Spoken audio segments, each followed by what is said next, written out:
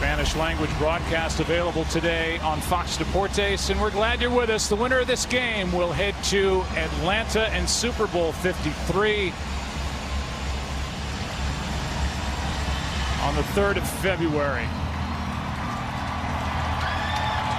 Saw that quick shot of Sean Payton. He's been here before, 1-1 in championship games as a head coach with the Saints. He and Drew Brees and company won Super Bowl 44 back after the 09 season.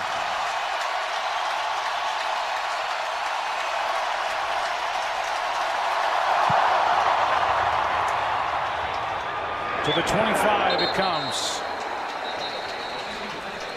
Well, what do you think, Troy? Does this come down to Drew Brees against Jared Goff? I know they're not on the field at the same time, but you've got the vet, future Hall of Famer, the all-time passing yardage leader in Drew Brees taking on a young man who is facing his first road playoff test. Well, in a way, it kind of does. I mean, obviously, you've got a guy in Drew Brees, obviously experienced. He's been in this game before. I think that serves him well. Jared Goff having won his first playoff game last week, but the NFC Championship game is a different animal. Brees can't find anywhere to go with it. Was under pressure eventually as Aaron Donald got there along with Fowler. And with Michael Thomas, the intended receiver, Drew Brees just threw it away. The number 8 overall ranked offense, and they've got 2 Pro Bowlers up front in their center, Max Unger, and their left tackle, Teron Armstead. And their left guard, Andrus Peat, who had surgery on his right hand during the bye week. He was able to play last week and was effective. Here's Kamara. 3rd and long coming up. Kamara got a yard.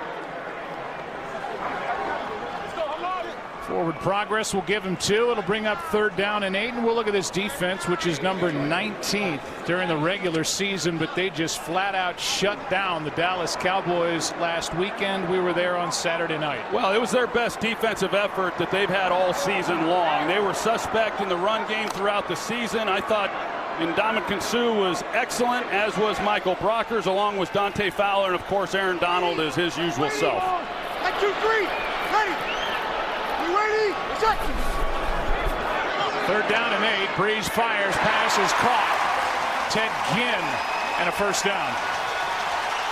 Ginn was injured and not available for the Saints in that Week 9 matchup, and a guy who can still take the top off a defense is good for 9. Well, he knew right where the markers were, where he had to get to in order to pick up the 1st down, and Brees with time makes an easy completion, and that would have been an accomplishment had the Rams had forced a 3-and-out. Both of these offenses, the Saints and the Rams, top 2 teams in the fewest 3-and-outs. Quick snap. Ingram picks his way through the Ram defense and gets 9. Where he's brought down by John Johnson. You see Aaron Donald in the middle, and you're going to attract a lot of attention if you're Aaron Donald, and he gets the double team. They're able to push him out of the way, and Mark Ingram, he picks up a nice gain there on 1st down. And becomes the all-time Saints rushing leader for yardage on the ground during the regular season and the postseason.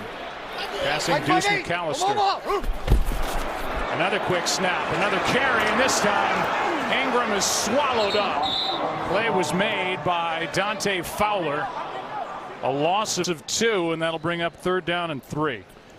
Well, I've talked about it before when we've had the Saints and when we've had the Rams, that they do so many good things within the passing game that you tend to forget that these offenses are built around their ability to run the football, and these defensive coaches know it. They stack the line there on 2nd and short and make a good play to force another 3rd down. Here you go. Ready. Ready. Set. Brees floats it. Pass. What a beauty. Kamara with a 1st down. 21 yards on 3rd down and 3, and Drew Brees could not have lofted that ball any better. Well, you're going to see John Franklin Myers is the one who has to drop because of the coverage, and all of a sudden he's locked up one-on-one with a Kamara, and this Drew Brees is going to locate those matchup issues, and they got Wade Phillips there. He thought that maybe they could create something within their scheme, but They isolate him on Kamara, and just no way they're going to be able to make a play on him. Just got it away. Breeze passes, caught. Kamara again. A couple of third down conversions now, 14 yards on first down, and this crowd, which is quiet while the Saints have the ball, starting to make some noise as it sits at the Ram 21. Well, they tried playing some man-to-man coverage the last time these two teams played, and nobody could man up with Alvin Kamara. Few people can, but there's some communication issues in the secondary on that play, and just enough in order for Kamara to get a step.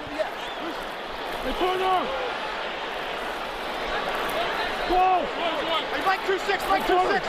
Ready. You ready? Set. On first down, Breeze comes back to his left and just throws it away. Arnold the closest one to it. Remember, this was a Rams defense that held the Cowboys to 1 for 10 on third down last Saturday night. Breeze and company, they've converted twice on third down on this first possession. And that was a difference in this game week 9, Joe, was how successful the Saints were converting on third downs. They converted 58% in that game, and they were also 5 for 5 once they got into the red zone. So these are critical moments in a game and important parts of the field in order for the Rams. Yeah, you've given up some yards, but can they make a stop? Breeze faked it to Kamara, comes back to the far side of the field. The first catch for Thomas, but he's covered by Talib. It was Michael Thomas against Marcus Peters for the majority of the day, and Michael Thomas just went off against the Rams in week number 9. 12 catches, 211 yards, a touchdown. That time it was Talib working against him. Yeah, not all of those catches were against Marcus Peters, but the dagger that essentially ended the game was the 72-yard touchdown when the Saints had just a 3-point lead with 4 minutes to play, and that was not covered very well. But you're going to see not nearly as much man coverage in today's game from the last time they played. Timeout, New Orleans. Play clock was winding down, and Drew Brees will come over to the sideline and talk to Sean Payton. Let's take a look back at week 9.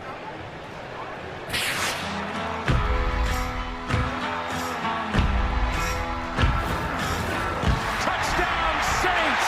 Tie game! And this dome has gotten awfully quiet. They were going to travel Marcus to him, and that was fine by us. Thomas! We really like that matchup. He's gone! A lot. Tell Sean Payton we're going to see him soon.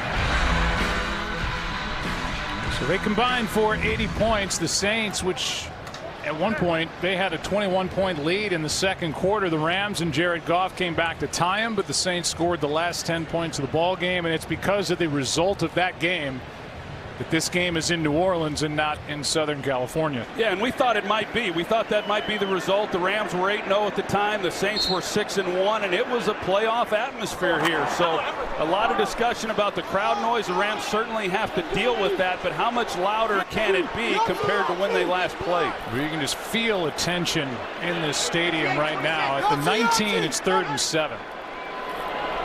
You ready? Breeze to the end zone. Pass is dropped by Arnold. Had it for a moment, couldn't secure it. And that'll bring up 4th down. That would have been a heck of a play because Drew Brees places this perfectly. There's 2 defenders. You got Mark Barron. He's there. And you've also got Blake Countess and 2 guys that are capable of making a play on the ball, but yet Brees is able to put it on Arnold's back shoulder, and one that he very easily could have caught for the touchdown. But nevertheless, the Rams being able to get off the field with potentially just 3 points in a game like this, that's a win. And if it is 3, it'll mean Will Lutz knocked it through from 37 yards out. Had a great year.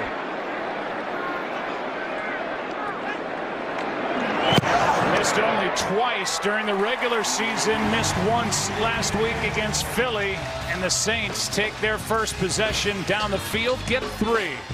Goff and company to work when we come back. Welcome back to the NFC Championship, presented by Intuit TurboTax, live at the Mercedes-Benz Superdome. Our aerial coverage is brought to you by State Farm. Now the crowd is alive with the Rams about to get the football. We'll revisit that missed opportunity in the end zone after the kickoff by Lutz.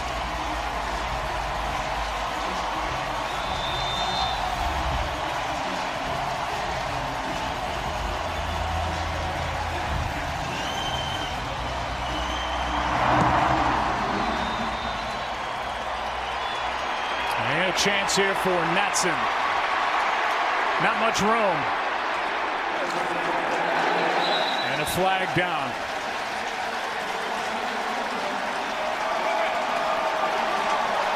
Natson able to cross the 20.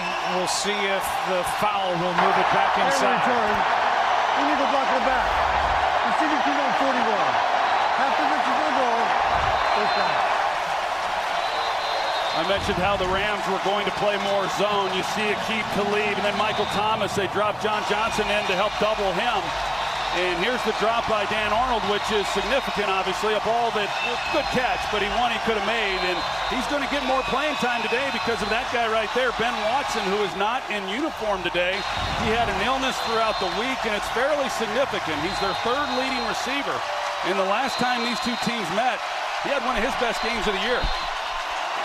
Little play action to start the day, and the pass is caught by Robert Woods. Covered by Williams and forced out after a gain of 7, and you want ear-splitting noise. This is a good place to find it. I like that play, though, by Sean McVay, the first play of the game. Even though you're backed up after the penalty on the kickoff return, come out, let Jared Goff get an easy completion. I talked about how the NFC Championship game is a different animal. Wild card games, divisional games, that's one thing. These teams know they're one game away from making it to the Super Bowl. Their goals when they came into the season, you can feel the intensity in the air, and it's not lost on either quarterback. Here's Gurley, and the play is made by Davis. Hey, Demario Davis doesn't get a lot of headlines around the NFL, but he has been nothing short of spectacular for the Saints. Yeah, he was a key acquisition for them, and a guy that does kind of fly under the radar, and all he's done since he's come into this league is make tackles just like that. He's sensational. He's a tackling machine, but he also, with his speed, matches up very well in pass coverage. 3rd down and 7.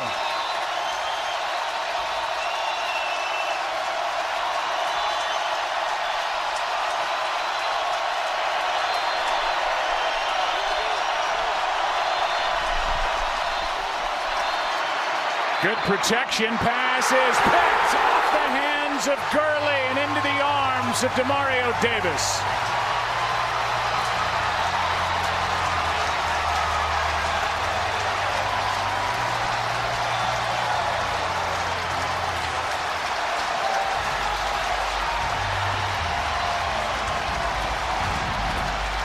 Well, David Onyemata, you're going to see the move that he makes and that he's able to get pressure on Jared Goff, which forces him to kind of come back on his heels and try to make a throw, but still with that. This is one that Gurley should catch. A costly deflection. For Jared Goff, he'd gone 123 passes without being picked. His head coach with a nod, trying to keep things positive. Davis did not have a pick during the regular season. You mentioned Onyemata, more on him because of the loss of Sheldon Rankins with a torn Achilles in the first quarter against the Eagles last week, and Onyemata applied the pressure. Hey, check. 5-8. Check. Ready. We're waiting. What's that? Here's Ingram. Good play by Littleton. Tackle made after a gain of 1. Well, you talk about setting up this Saints offense inside the 20-yard line. They're one of the best in the National Football League at capitalizing and scoring touchdowns when they get down in this situation. And well, they have backed the Rams up. And can Wade Phillips and this defensive unit come up with a key stop here early in this ball game, already down 3. Easy,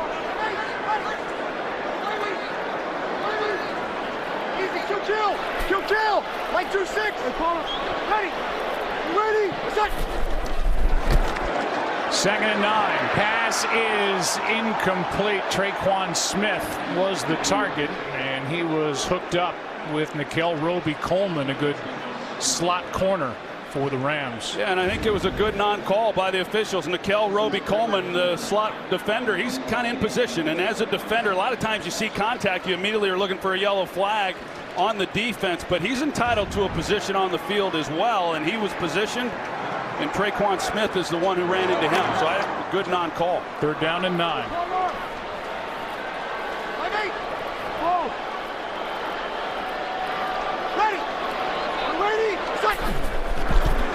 Quick throw, Kamara looking for blocks, doesn't get enough. And another good job as Corey Littleton got out there to make the stop of forcing the field goal unit onto the field by this Ram defense. That's a great job. A 3-and-out, like I said earlier. This is not an offense for either team that is accustomed to 3-and-outs, but they're backed up. They got to be able to make a stop, not go down by 2 possessions early in this game, and they're able to do so. 29-yard try. Lutz just hit from 37. Saints double their lead, but after the interception on the deflection, 2 red zone stops by the Ram defense. 6-0 home team.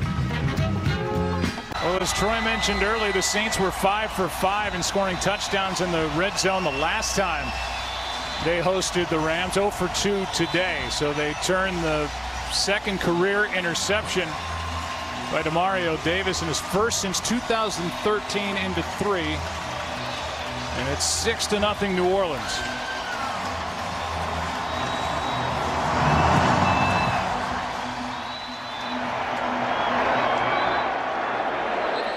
Doesn't want to take it out. Chris Myers, what's going on down there with Jared Goff's helmet? Well, after that interception, Joe, he came over to the Rams sideline and part of the equipment staff.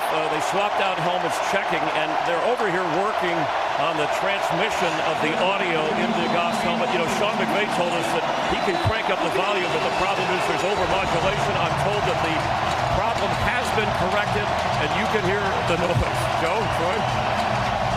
Yeah, well, if you're ever going to need a speaker and the ability to turn it up, it would be here in New Orleans.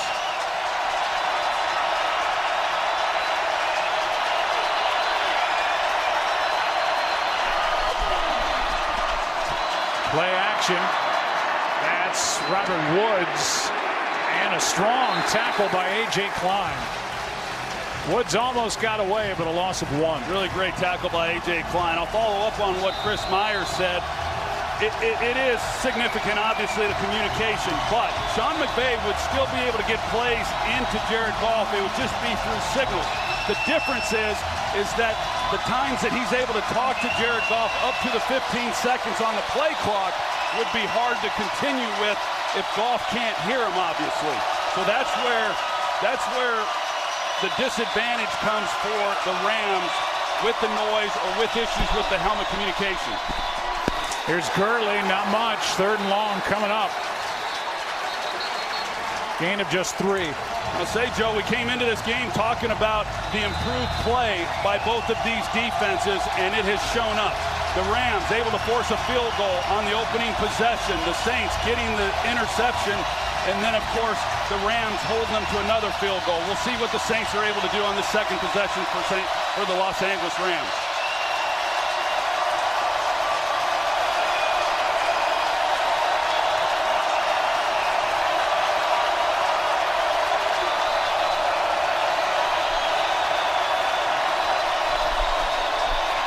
Third down and 8. Goff throws, pass incomplete for Woods. So a pick, albeit on a deflection, the first possession, and now a 3-and-out. Well, they run this wrap 6 route is what they call it by Robert Woods, and the Saints are in zone coverage, and Goff, you know, he had a shot. If he's holding the ball a little bit longer, there's a window he can lay that into, but the linebacker gets underneath it. He's having to navigate him, and it results in a high throw.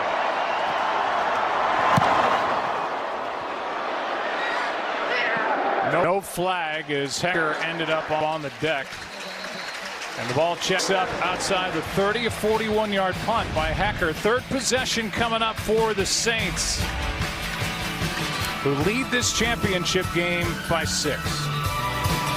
We were here 2009 season for the NFC Championship game, a game that went to overtime with the Vikings and the Saints. It was a Garrett Hartley field goal that sent the Saints to the Super Bowl, which they won over Peyton Manning and the Indianapolis Colts. There's a little walk down the sideline between two young guys.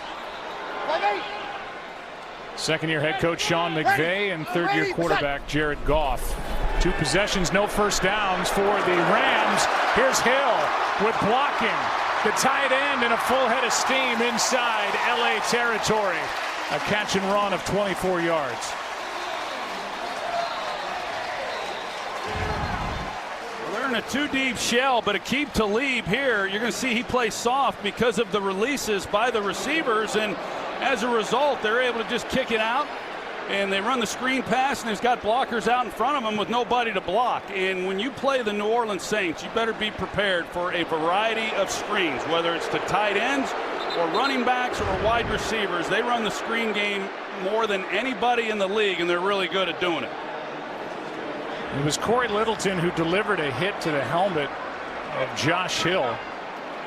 And the officials saw the way Hill got up and was dazed for a moment, and the officials are the ones that sent Hill out of the game. So the helmet-to-helmet hit, Hill is out. And at this moment, the Saints are down to Dan Arnold and Garrett Griffin at tight end. Here's Kamara. Gets a couple. This February, the greatest event in motorsports is back. The Daytona 500 kicks off the 2019 NASCAR season February 17th on Fox.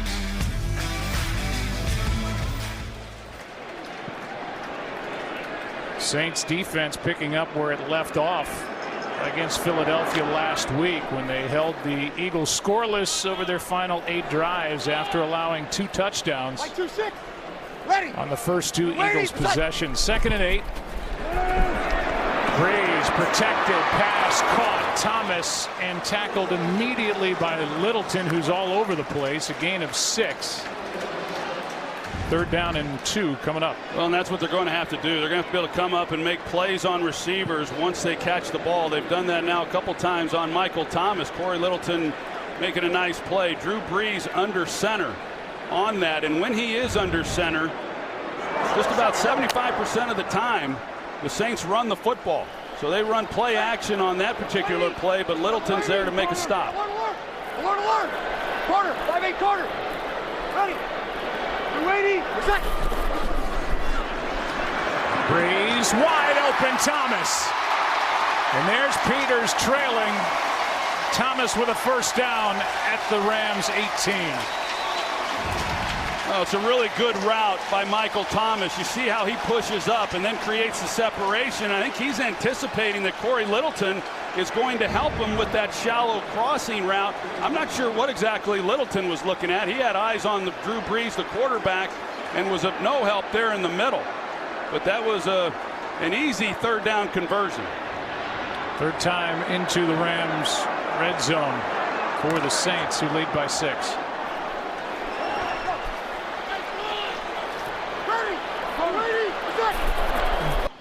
And just able to get it away. Pass is dropped by Ginn. Peters was ready to defend if Ginn came away with a catch. 2nd and 10. Go back and look. Here's Corey Littleton. There's no back in the backfield. It's an empty set. So he's just, it's like he's spying on Drew Brees. You see, he's really of no effect. They're essentially playing with 10 guys. And Drew Brees, yeah, he'll get out and run occasionally, but he's not a threat really running with the football. And you see Marcus Peters is like, where are you? So Wade Phillips dials up really a perfect defense for it. Littleton just got out of position. 53. Light. Let's go. Ready. Ready. Set. Breeze. Kamara. 3rd down upcoming as Kamara gets 6.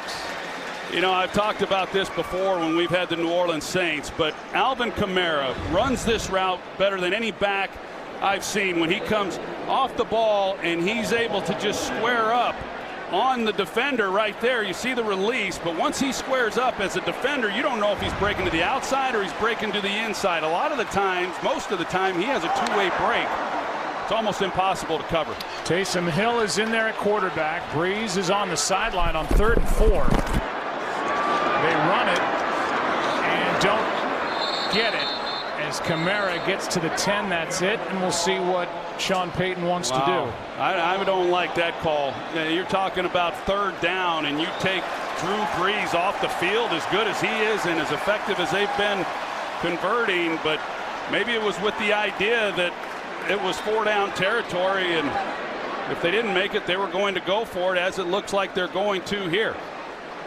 The last time these teams met, Joe, was a 14-14 game, and the Rams ran a fake field goal, and it wound up really turning around the game. We'll see if the Rams can do that here. Ready. 5-8. You ready? Return. They drew him offside, it appears. Brockers came across. Who's it against?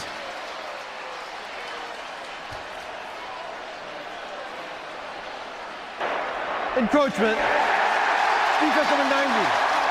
After this is the goal, results in a 1st down. You know, Troy, some of this has got to be history. I mean, these Rams know that Sean Payton's not scared to go for it on 4th down, and he's running at 82%. Payton is over the last 3 years, including the postseason, 41 of 50. And they don't even have to snap it, and they get it by penalty.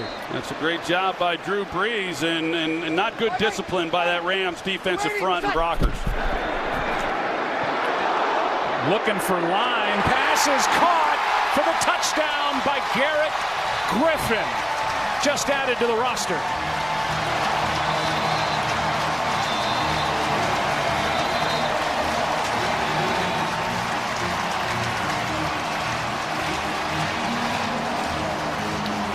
First catch of the year is a touchdown in the NFC Championship game. Yeah, Garrett Griffin, who was just brought up, you see they run the crossing action. The Rams run into each other. It frees up Griffin down on the goal line, and hello playoff football, Garrett Griffin. It just goes to show you that if you're in an offense that's called by Sean Payton and you're active, the ball may very well be coming your way, whether your name is Michael Thomas or Garrett Griffin. They get a 1st down because of the penalty on Brockers. Take advantage and lead by 13. Welcome back to the NFC Championship, presented by Intuit TurboTax Live.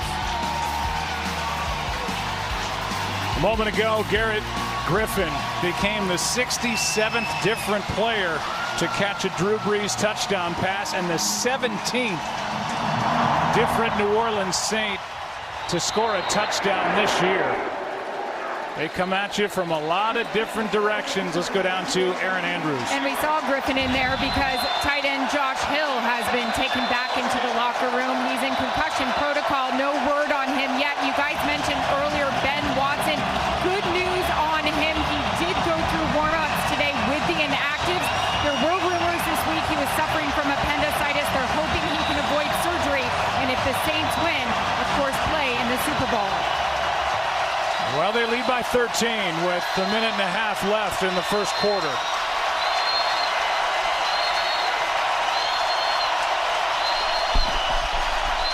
First carry by C.J. Anderson, who's been with both the Panthers and the Raiders prior to the last few games with the Rams. And a nice gain on 1st down. Prior to that, the Rams, Troy, had run 6 plays and gained 5 yards.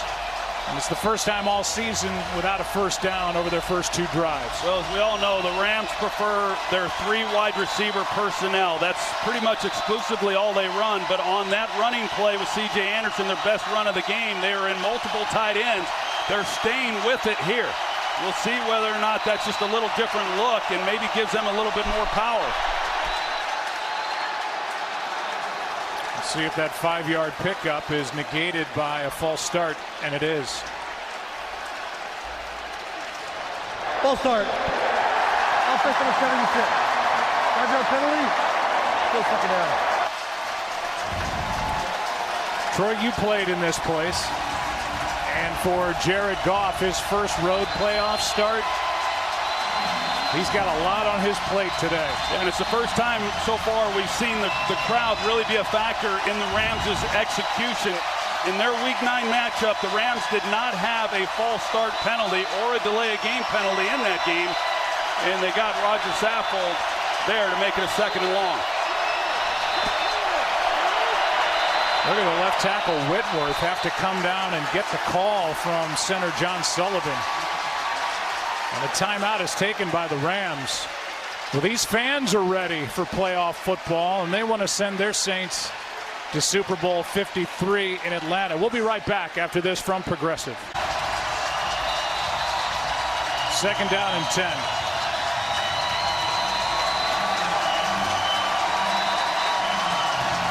They're having a hard time even hearing the call in the huddle, Joe. You see Gerald Everett, their tight end, he's leaning in there, getting as close to Goff as he can to hear.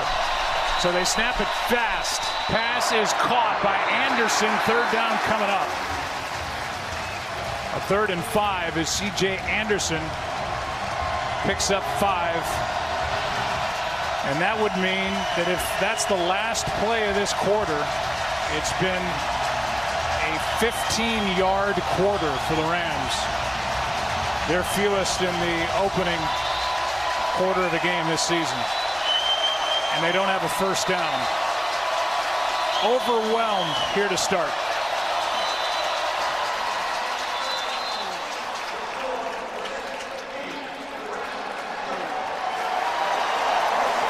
That's the end of the quarter. Back after this from your local Fox station.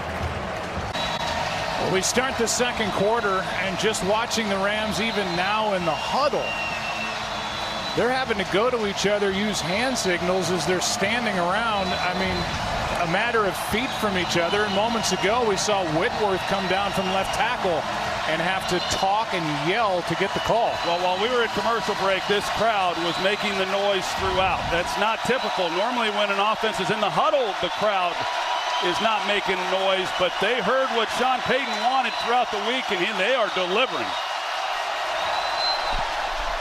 Quick throw to Woods. He needs some blocks.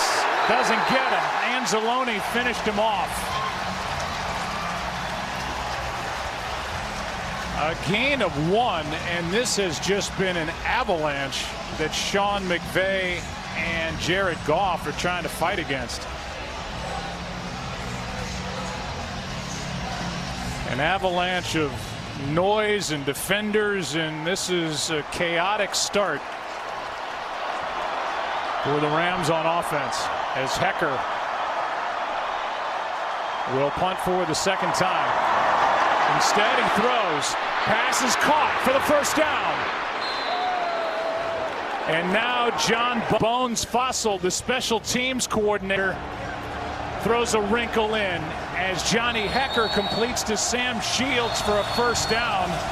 And that is the 12th completion for Johnny Hecker in the NFL. Well, you've always got to be aware of this when you play the Rams. He can throw the ball as well as most quarterbacks, and what a good job by Sam Shields making somebody miss. But convention is out the window when it comes to these two head coaches, and we saw Sean Payton line up to go for it on fourth down. They got off sides, and now they come through for the Rams. What a huge play as Higbee makes the catch. And on that last play, the throw by Hecker, a little bit of the Saints' own medicine. Remember, they went for it from their own 30, down 14-0 last week against Philadelphia. And now the Rams get a lift on a completion by Johnny Hecker. Yeah, the Saints were down 14-0 when he went for it, and the Rams being down 13, a good momentum shift. Goff will pick it up. So Johnny Hecker came into this game 11 of 19 for 156 yards and a touchdown. And that makes him now 12 of 20, but 11 of those completions have gone for first downs. You're right, he can throw it. Yeah, he can throw it, and what a big call by Sean McVay. You don't make it there, and there's a good chance that you're putting the final nail in this game, with the Saints being able to come away with another touchdown. More play action. Goff throws it away. Under pressure by Cam Jordan. The night before Super Bowl 53, the NFL's brightest stars will come together to salute the best players, plays, and moments from the 2018 season. Tune in to NFL Honors, hosted by Steve Harvey, on February 2nd at 9 Eastern on CBS.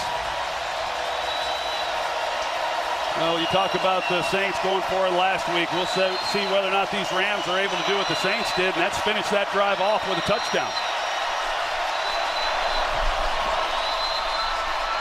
Goff pass is strong and complete for a first down to the other tight end, Gerald Everett. His first catch, a gain of 11. You see Jared Goff, he's just doing everything he can in order to hear Sean McVay, and the play. And then once he gets it, assuming he understands it, can he communicate that to the other 10 guys in the huddle? I've been in those situations on the road in a hostile environment as a quarterback, and it's hard in the huddle. It's very unnerving for those offensive linemen, and then when you get to the line, these tackles. Here's Anderson. You see Gurley on the sideline. We showed him a moment ago, and C.J. Anderson gains 8. Kind of a crazy road for Anderson as A.J. Klein was injured on that tackle. But really unused in Carolina, signed with the Raiders, didn't get a carry with them, and in 3 previous games, Anderson has been over 100 yards with 4 touchdowns. Klein gets attention. We take a break before a 2nd and 2.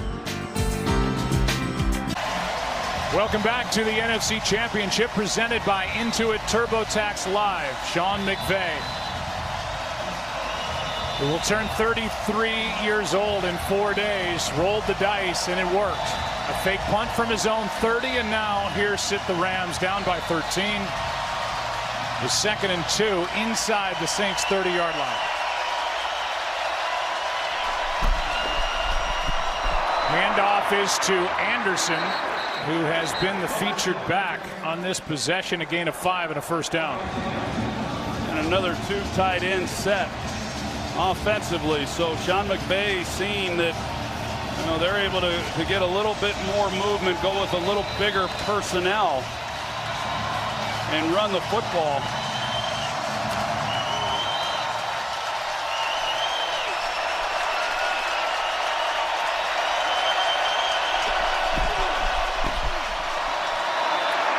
Nice safe throw to Cooks, former first-round pick by the Saints, who spent 3 years in a New Orleans uniform. He gets 5. Yeah, Brandon Cooks, I really like him. I like him back when he was with the New Orleans Saints. I was a little surprised when they dealt him to New England. Normally, when you're a guy who's been with 3 teams in 3 seasons, it probably means you're not producing. But this guy's a heck of a player, and he's been bounced around. But I think he's found a home for a while with the Los Angeles Rams. Signed a 5-year, $80 million extension before the year. 2nd and 5. Quick snap. Anderson carries. Play made by this Saints defense. And a loss of 1. As Von Bell came down, the safety, and was the first to get his hands on C.J. Anderson. Defensive coordinator Dennis Allen loves the way his group has come together here down the stretch. 3rd and 6. Well, they substituted C.J. Anderson for Todd Gurley here on 3rd down. Obviously, Gurley able to do a heck of a lot more as a receiver out of the backfield. He's going to split out to the top of the screen here. They go with the empty set. Some quarterbacks, you think maybe they might be a quarterback draw, but not with Goff. 3rd and 6. Gurley dropped it, but a flag. And it was thrown, as you could see, in the area where the coverage was. Anzalone was defending, at least on Gurley. And let's see who drew the penalty.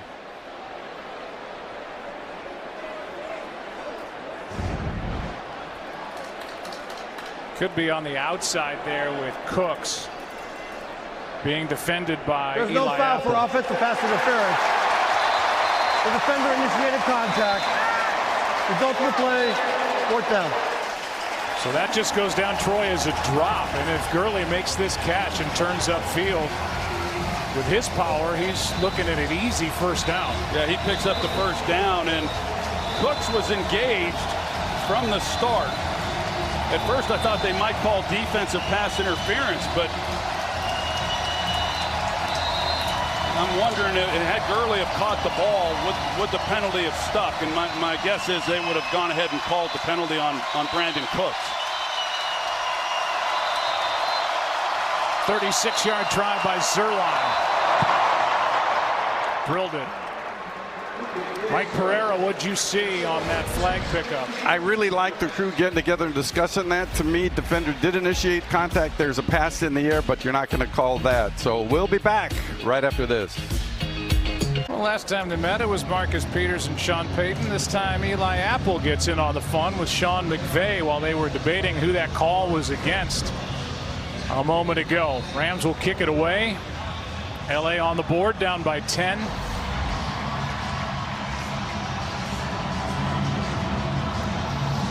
See that bottom line, the 12-yard pass by Johnny Hecker on the fake punt at least led to points. And now with 9:45 left in this first half, and remember the Rams get the ball to start the second half. Joe Buck, Troy Aikman, Mike Pereira over on the side. Now it's up to, in my opinion, the Rams to figure out something defensively here against Drew Brees. Yeah, overall, I think they've done a decent job. I do think that, even though they weren't able to finish that drive and come away with the touchdown, a really big call by Sean McVay. Nice execution with Hecker in that unit, and at least being able to come away with some points. That was huge in trying to settle down Jared Goff and the rest of this team. Last time the Saints had the football, Garrett Griffin with a 5-yard touchdown catch. They start this drive with Kamara. That was well played, and of course it was Aaron Donald, the first guy through there, and then Brockers cleans up the tackle, a loss of 2. It is amazing how fast Aaron Donald gets through an offensive line. Well, you see Larry Warford, he just simply whiffs, and Donald, he's so quick, but not only is he quick, he's got unbelievable strength and power, so he's able to bull rush people in the passing game right back into the quarterback. He is a nightmare, and like I talked about, Andrus Peat, who's got a broken right hand, when he lines up on him, what a challenge that is for Pete. Second down and 12, Brees. There's Donald. Brees just flips it. There's Griffin, a star on the 20th of January. Gain 7. When we talked to Sean Payton about Garrett Griffin, who they just added, he said, well, one thing I'll say about him, he's our best blocking tight end. He's got the only touchdown of the game and now a 7-yard catch. Yeah, and that's what he was doing there. And who was it that forces the pressure on Brees once again is Aaron Donald, and Ndamukong Suh, he comes up at the end, but Griffin was blocking, and he just recognizes his quarterback's in trouble. There was nowhere for Brees to throw the football. He gives him an outlet, turns what would have been no gain if he throws it away into a positive play. It's the first time Brees has been hit in this game.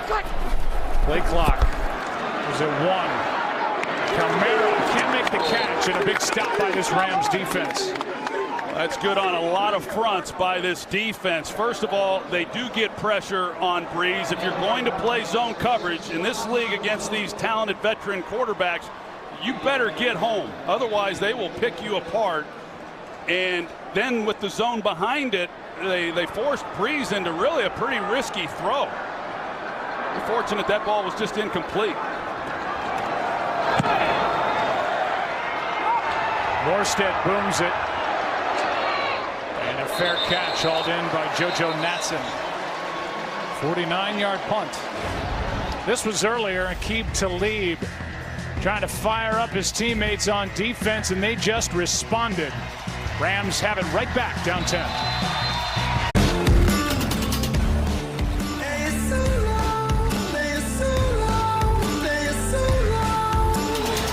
Well, this is starting to become a story, not just the noise, but Todd Gurley, who averages 111 scrimmage yards a game in his career, 41 touchdowns the last 2 years. You see what he's done on the ground, and he's been targeted twice on third downs 2 drops, including on the interception by Demario Davis early in the first quarter. So it's more C.J. Anderson, as one of the game's best, most dynamic players, is watching on the sideline. And Anderson, who was added in December, mid-December, gets 3. Yeah, well, it's obvious Sean McVay believes that right now, which is contrary to the way it's been this season, their best ability to run the football is with C.J. Anderson and with multiple tight ends. Their best runs, although there haven't been many, have been with the 2 tight end sets and 2 wide receivers, and that's what they're sticking with here on 2nd and long.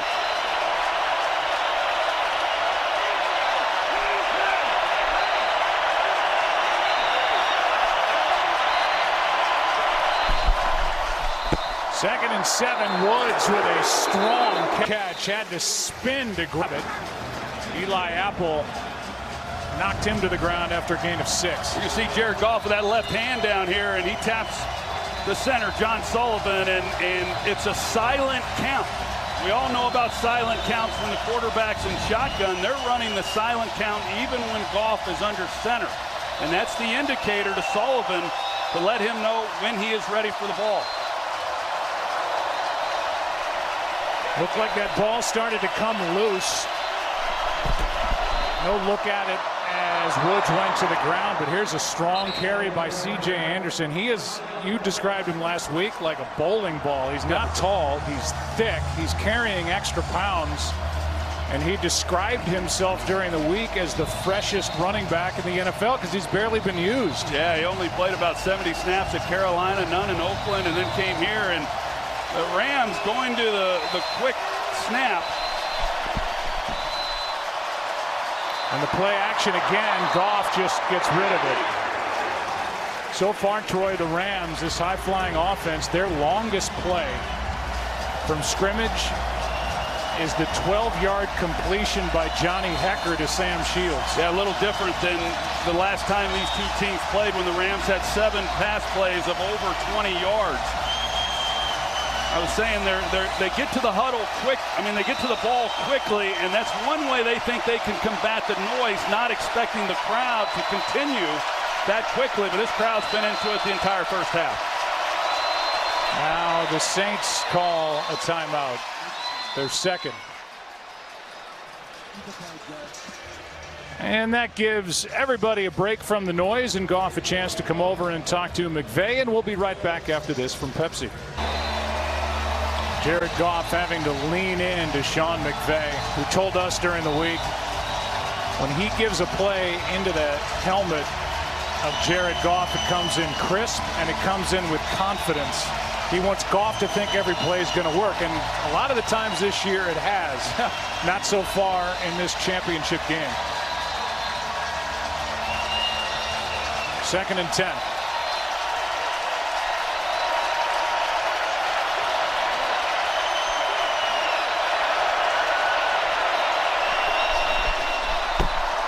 Here's Anderson. Got through the line of scrimmage. Some hands on him early, but a carry on the play up to the 40 and a gain of 6. Davis on the stop. Oh, good design that time with pulling the right guard to kick out and just hit it right up the gut. So 2nd and 10, and they're able to pick up 6 yards running the football. That turns this into a very manageable then 3rd down, but they've had a hard time on this down in this game. And Gurley still on the sideline on 3rd and 4.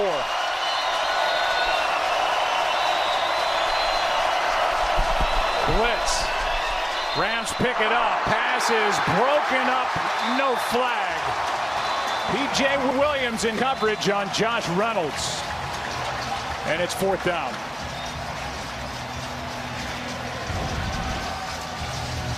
C.J. Anderson, he does a good job of coming over and picking up Anzalone, and P.J. Williams just makes an excellent play. And even if that's a ball that Reynolds is able to catch, it was not enough for the 1st down. He was not able to get the necessary depth.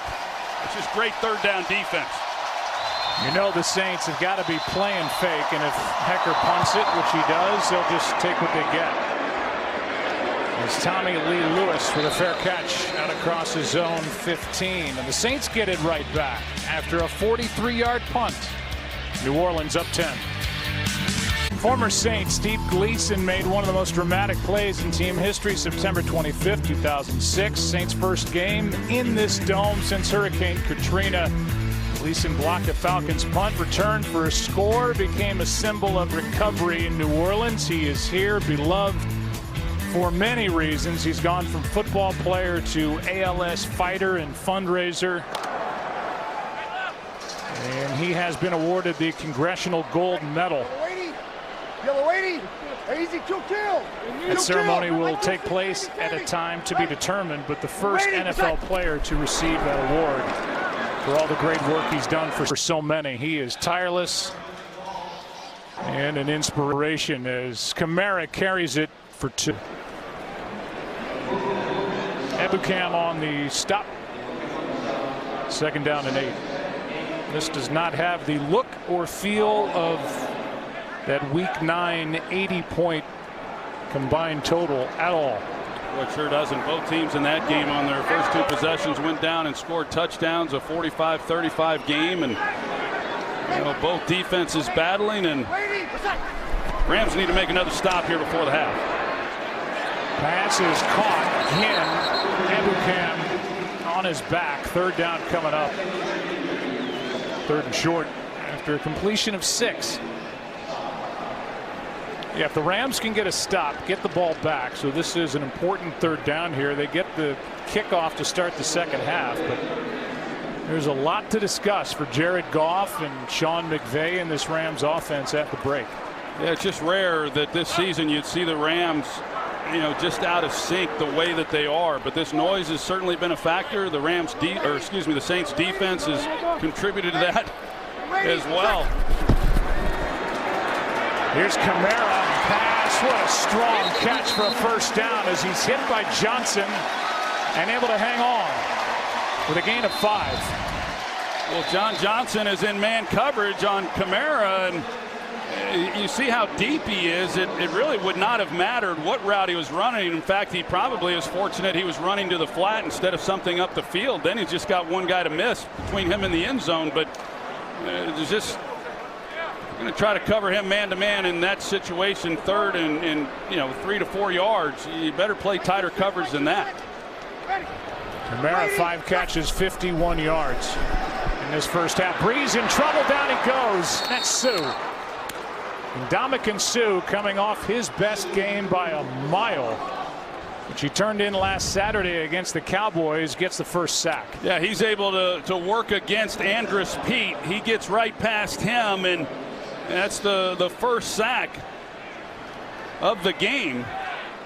And like I talked about before in the previous matchup, neither quarterback was sacked. So they've been hard to come by, but Suh comes up with a big play.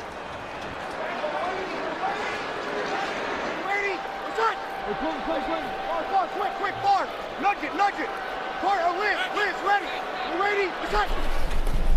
2nd down and 16. Breeze rockers in his face, and he's not alone. Suh again. Dante Fowler there as well.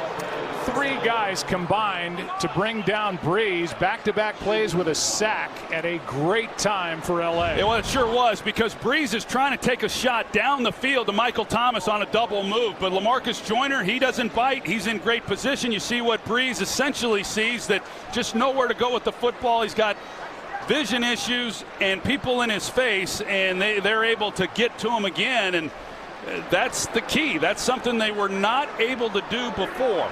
And this defensive front, going back to last week against the Cowboys and now on consecutive plays, have made big-time plays. You could see the play clock was at 0. The Rams get a stop anyway. It's at 2:01 on the clock, and before the snap, Ndamukong Suh was standing up pointing at the play clock. Rams don't get the call, but they do get a stop to force a punt, and they are going to take us now to the 2-minute warning. A punt coming, we think, from the Saints on the other side.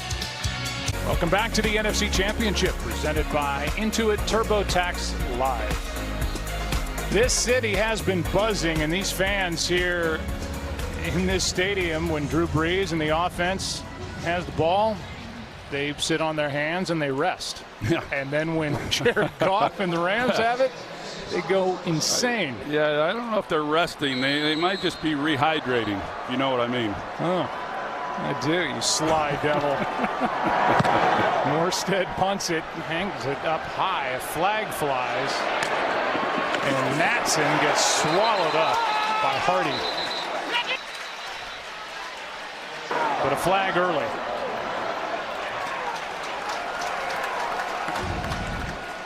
And see on the outside, and Hardy, who ended up making the tackle, might have had a hand up and face mask. Holding. Receiving team number 41. 10-yard penalty from the end of the kick. Los Angeles ball, first down. So Marquis Christian held him, and Hardy still got downfield and made the tackle. No gain on the return by JoJo Natson. I don't know about that call. I didn't like it. Crowd's back.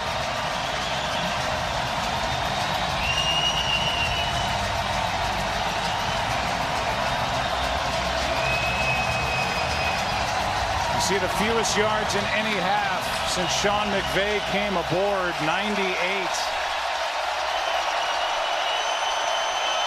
The points is the bigger story. Goff, good protection. Reynolds makes the catch and then runs into Demario Davis. 6 points is the fewest first half under Sean McVay in the 2 years. That's happened twice. They've only put up 3 so far, 2nd and 1. Well, you mentioned that Sam Shields, he has the longest pass completion at 12 yards. The Saints have done a great job of just getting players on the ground once they catch the football. Goff, Reynolds, first down, good throw. And that one is a 13-yard completion, so it is now the longest play from scrimmage on offense for the Rams. 2 timeouts for LA. Davis comes on a blitz. Goff tries to step through and just able to get rid of it to avoid the sack. And it looked like it was the rookie Taylor Stallworth who got there, but Goff able to get the ball out of his hand. Well, they brought Eli Apple on the blitz. This is a defense that does not blitz a lot, but they decide to bring Apple. Now, they had a good protection call. They're able to get Gurley, but Gurley does not make a real clean block on the play, and they're able to get to Goff without much time. 2nd and 10.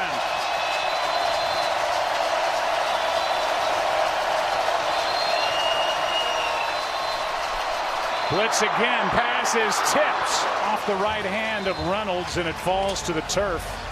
As that time P.J. Williams, the slot corner, was coming off the blitz. Yeah, so they bring P.J. Williams off the other side that time, and even with that, you know, Goff has some time, enough time to deliver the football. It's just a little too far out in front of Josh Reynolds for him to be able to make a play. The Rams are 1 for 6 on 3rd down.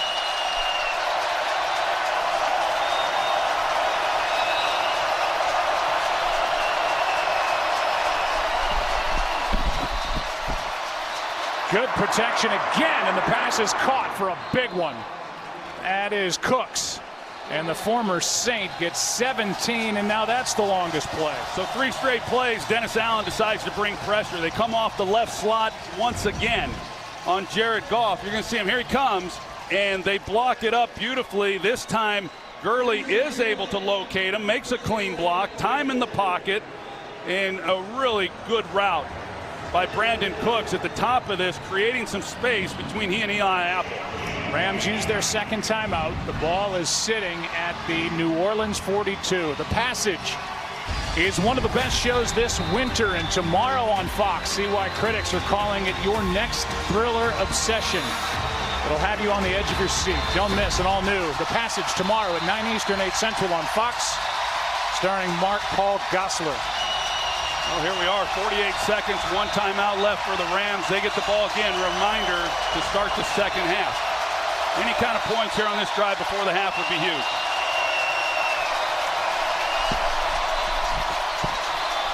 Goff floats.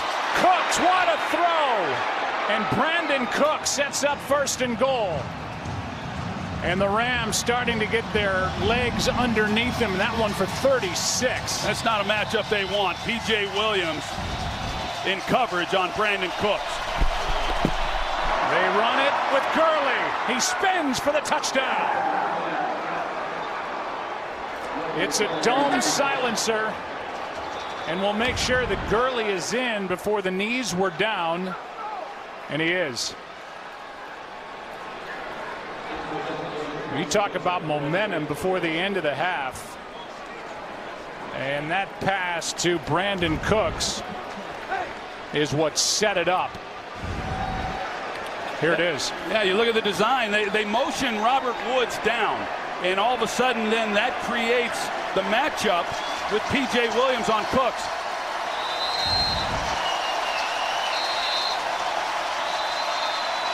Touchdown is good. Extra point now. And it's a 3-point game. Todd Gurley gets his 58th touchdown in 61 career games.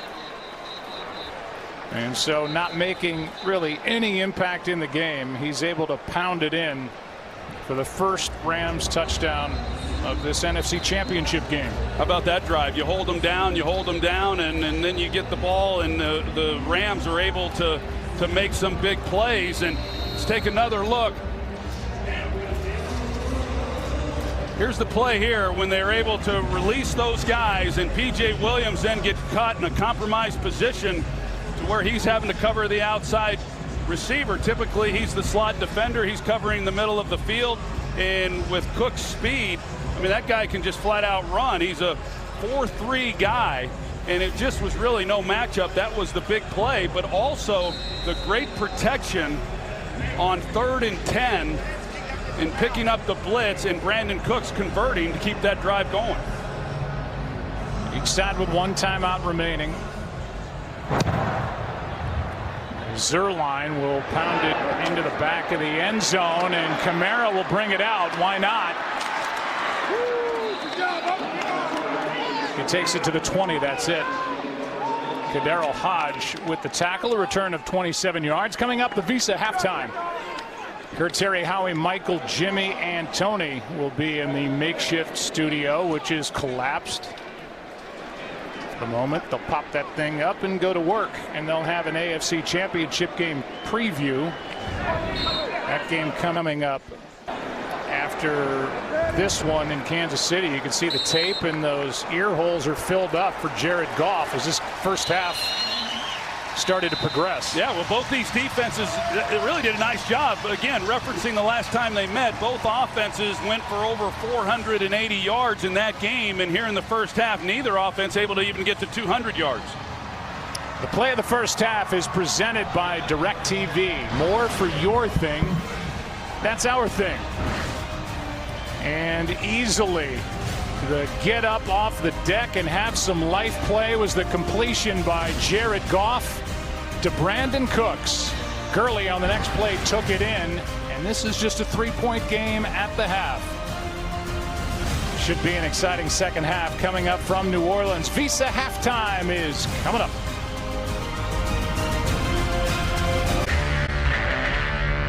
Wide-eyed one, I can't help myself.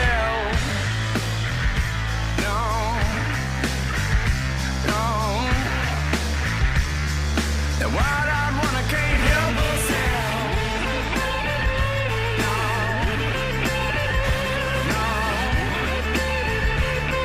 The wide-eyed one, I can't help myself. That was today's game flow, brought to you by Progressive. Beautiful, crisp day outside. Inside, it's loud. And the first 13 points belong to the Saints. The next 10 points to the visiting LA Rams. As you look at the first half stats, no penalties yet on New Orleans. 4 against the Rams. Time of possession about even. And it's a 3-point game. Gurley has a touchdown.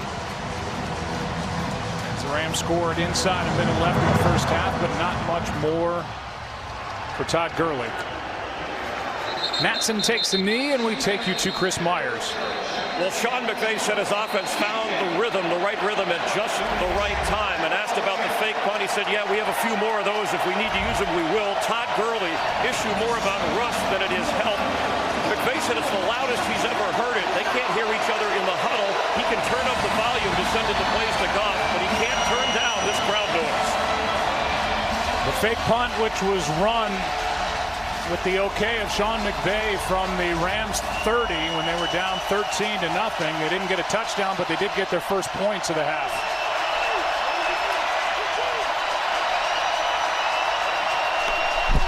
(13-10) now after that last drive by the Rams, and that is Alex Okafor bringing down Robert Woods on the jet sweep. A loss of 4. Aaron, what did you learn? Well, I talked to Sean Payton about the Los Angeles Rams kind of grabbing the momentum back, and he said in playoff games, I don't worry about that. It's all about the ups and the downs. He said the biggest thing for our defense, obviously, is to create a stop, get the ball to our offense, and let's score here. He was more concerned about his running game. He thought that would be a huge key in the second half for his offense. He said we've only had 1 to 2 good runs. We need a lot more. So far, the Rams have run it for 36 as Woods can't make the catch. It's incomplete. It was a forward pass.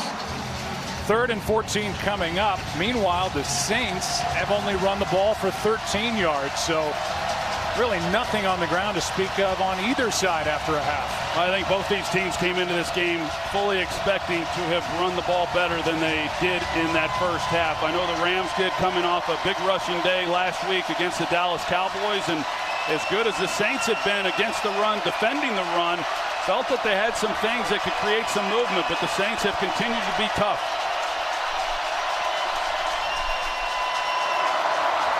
On 3rd down, good protection. Goff's arm was hit as he let it go, and incomplete for Woods. It's 4th down. Well, we talked about Sheldon Rankins not being able to go, and he's out for now for the rest of the year, however long that might be, but Onyemata, he's able to get to Goff. He gets his hand on him, and that's the area where they thought they would miss Rankins the most. Yes, he's had a great year, but they felt they could overcome his absence in the run game, but the inside pressure. But Onyemata, he's had a heck of a season, too. He's always been making plays when we've watched him. Line drive, ugly punt. Lewis stays away. And one of the game's best, not just now, but really statistically ever. Johnny Hecker hits a knuckler that rolls forward for a total of 50. We look at the fans, Saints fans, loud. Rams fans, a little more to cheer about of late. 13-10. Welcome back to the NFC Championship presented by Intuit TurboTax Live. This is the fake Sean Payton, the imposter. He's got the call sheet. He's got a whistle. By the way, we're told a lot of fans are blowing whistles down there, which could not just add to the noise, but be a bit confusing. And that's all going on when the Rams have the football. Right now, it's the Saints with the ball, leading by 3. They run it with Ingram. And one of their better runs. Ebukam on the stop, a gain of 6. Look at the last 3 possessions. First 13 points for the Saints, and then after that, punt, half. Yeah, this Rams defense, they've played well. They, give up 13 points, and 3 of those, of course, after the interception by Jared Goff. Both these defenses got to be pretty pleased with overall what they've done. Kamara out of the backfield. Littleton on him. Out of bounds with a first down.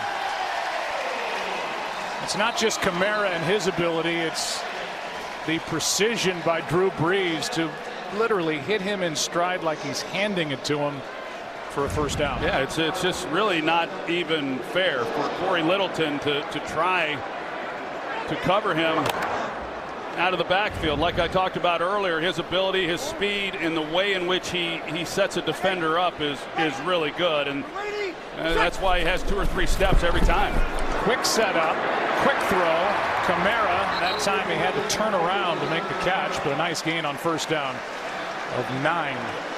That time Barron was out there. Tune in next Sunday at 3 Eastern to watch the NFL's best battle for AFC and NFC pride as traditional rivals join forces at the 2019 Pro Bowl presented by Verizon. On to the Rams side of the 50 with the ball just inside the LA 49.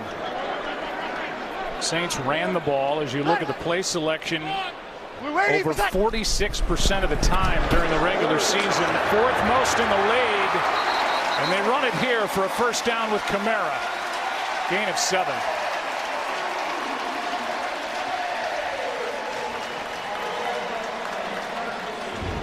They're able to block the edge, and Drew Brees does not spend a lot of time under center. They motion across the field, and then they get the ball to Kamara, and with lead blockers and then pulled linemen out in front. It's just it's really good job. You're Aqib Talib. You're trying to, just turn it back in and preserve yourself along the way with an offensive lineman barreling down on you. It was Ramczyk out there, second team All-Pro. Here's Ingram busting free to the 26. And a carry of 16 yards, the longest run of the game for the Saints. You see Larry Warford and the job that he's able to do. He gets the block on Littleton. You see the lane then that's created with Max Unger as well. There's some good runs now. They're hitting it on the edges, and then all of a sudden they hit you in the gut. And the Rams right now don't know which way they're coming at them.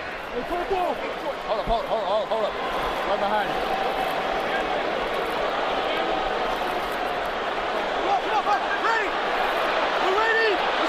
This drive has been 45 yards, all picked up by Kamara and Ingram. Here's Kamara as the 1-2 punch is going to work against the Rams defense. Littleton again. And they're going to mark Kamara out of bounds with an 8-yard gain. And this duo since 2017 is #1 in the league. Rush yards, rushing touchdowns, receptions, total touchdowns. They are hard to stop. Yeah, they are hard to stop, and Kamara is making his presence felt in the passing game, which he did all season long. He had over 80 receptions during the regular season, and he's had 9 of the 17 completions today from Drew Brees. Here's the fullback lying for a first down. Brockers trying to punch it out to no avail. Zach Line carried 9 times all year. Had 2 touchdown catches. And picks up a first down here. Yeah, a lot like what the Saints were able to do when they had success early in this game. Nothing really down the field in terms of what they're doing throwing the ball. They're very methodical. They're hitting the underneath throws, getting the ball to Kamara, and then running the football very efficiently here on this possession. Little shoulder fake. Kamara is found by Brees.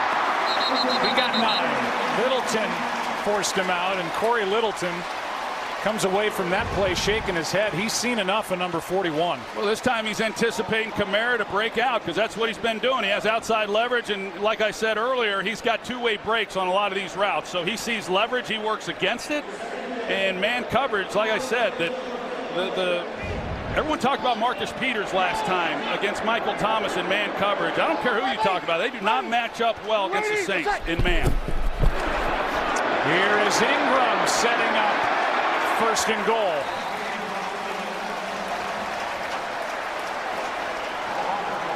We said this earlier in the year. These offensive players, they go to bed at night knowing that their head coach, Sean Payton, is up late at night trying to devise different ways to get them the football. He's so creative.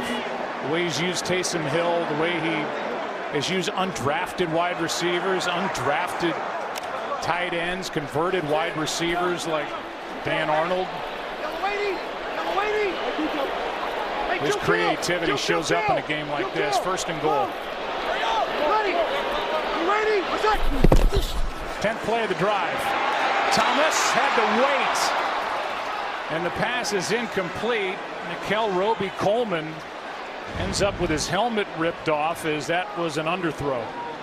Boy, Nickel Roby-Coleman, I'm not really sure what his technique was or what he was trying to do, but Thomas just basically kind of threw him away. And if that ball was where it should be, and that is at the back pylon, that's an easy touchdown. You can see the look on Michael Thomas's face. It's so rare for Drew Brees to miss something like that down here. Now Taysom Hill at quarterback. Brees is split out. And here's that creativity. 2nd and goal. He's got to get set. Just got it away. Hill keeps, throws. Kamara can't make the catch, and it wasn't there anyway, as Littleton was up to the task. You know, the last time Sean Payton put Taysom Hill down here, it was 3rd down, and then they were able to draw the Rams off sides. This, of course, is 2nd down.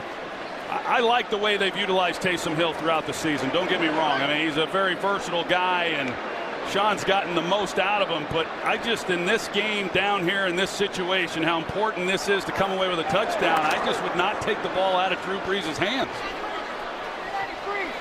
393. So now 3rd down and goal. Ready for set. Hill plows it in for the touchdown.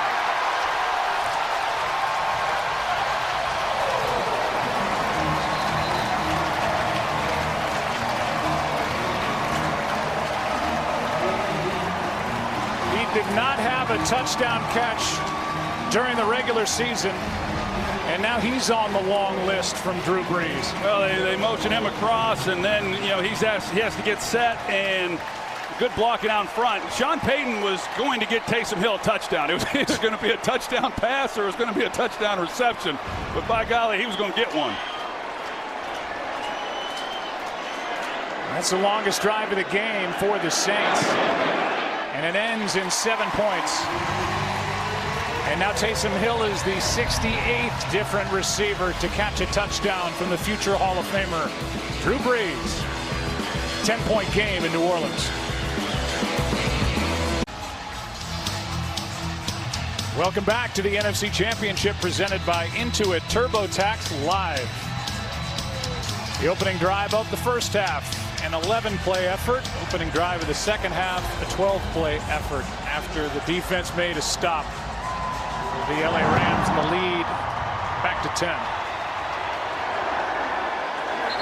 Out to the 25. So we'll welcome you back inside the broadcast booth. I'm Joe Buck along with the Hall of Famer. He won 3 Super Bowls, kids. That's what he did. Troy Aikman back in the day in the 90s with the Dallas Cowboys. 15 different receivers Drew Brees has found for a touchdown this year. That's an NFL record. They just come at you from so many ways. Yeah, Drew and Sean Payton, they've been kind of doing that throughout his entire career, and the ability to take advantage of all the players that he has around him. And now we look at this possession by the Rams, and even though they came back from 21 points the last time they played each other, this game just doesn't have that kind of feel. They're down 10, and to me, this is a huge possession right now, even though it's early in the half for the Rams. And I agree. Out to the sideline, pass is caught by Woods, and I want to get back into what you touched on earlier in the game. Sean Payton said through the media to the crowd, to the fans, make noise when they get in the huddle. Sean McVay said noise not going to be a problem because fans aren't able to sustain that kind of noise, but it's been a problem, and the fans listened to Sean Payton. They sure did. They've got great fans here in New Orleans. This Who Dat Nation is, they're giving them a decisive home field advantage here this afternoon.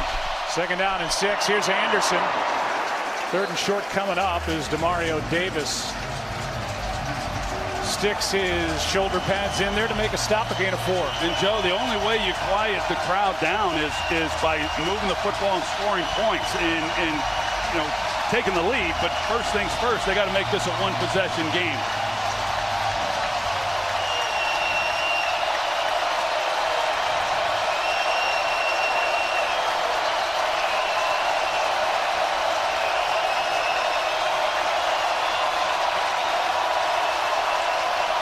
Blitz. Rams pick it up. Pass is caught for a first down by Cooks.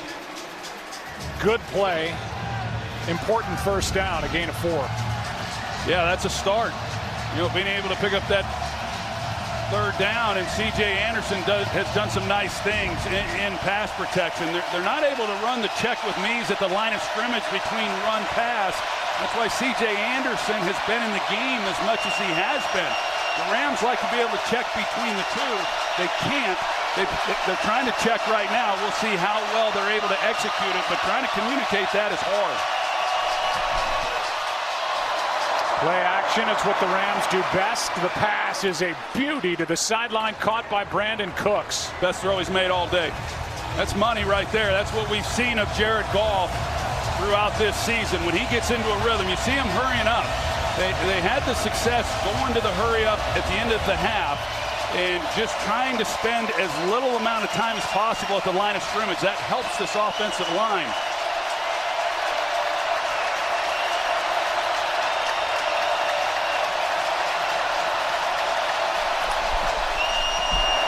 Anderson got a yard and a half. P.J. Williams came in to make the stop. Here is the completion to Cooks. It's just a great job against a really good corner, Marshawn Lattimore. You see how he just turns him around. And, you know, there's Jared Goff just trying to communicate. So even if they're able to get the communication, just the mechanics and how that is operated is obviously much different than really any other game this year. Looked like one of the defenders for the Saints came across early. A flag is down. Everett with the catch, tackled by Davis, and it is against New Orleans. Out at right end, creeping in. Here's the call. Offside. Defense number 24. 5-yard penalty. Repeat, second down. They brought Von Bell, and they were in man coverage, and we saw at the end of the first half, Dennis Allen, defensive coordinator, he brought pressure then, and when they block it up, they're susceptible because I don't think, as good as Marshawn Lattimore is, and then of course Eli Apple, with time, I don't think either of those guys can cover these two receivers. It's the first penalty against the Saints in the game.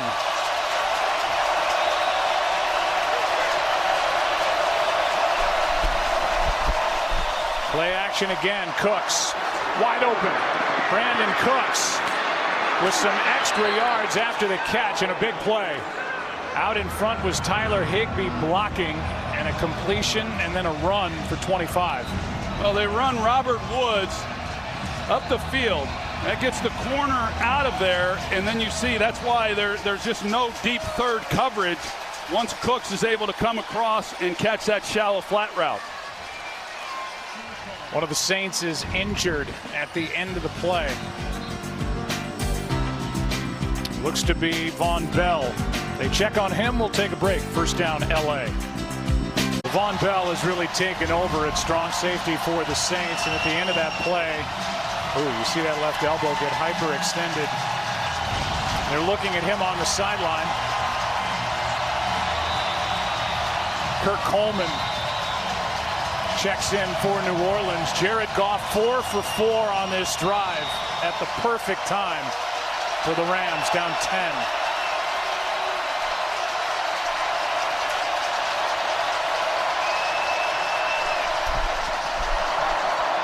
Here's Reynolds. Reynolds down near the goal line and short, but first and goal. Movement all over the place, and now the Rams will hurry it up. Let's make sure he didn't get in.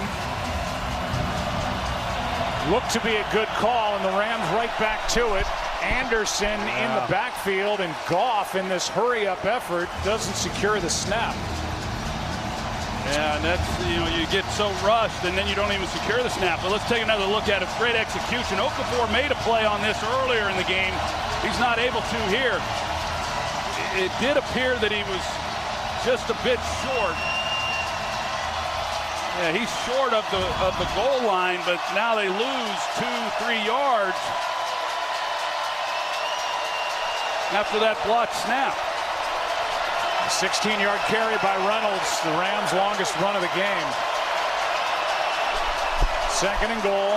Anderson gets it, driving to the 1, where it will be third and goal, and you just have to feel that with the way these two coaches manage games, right now Sean McVay is thinking he's got 2 downs to get the ball into the end zone. I agree with you. I think that barring a loss, of yardage here on third down. I think he's thinking this is 4-down territory, and he's going for it. He'd like to not have to make that decision. Third down and goal. Quick snap.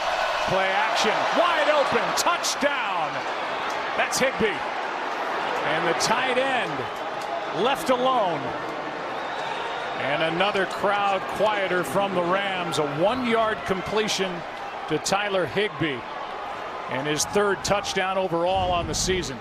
Well, Alex Anzalone, he's the one in man coverage on Higbee.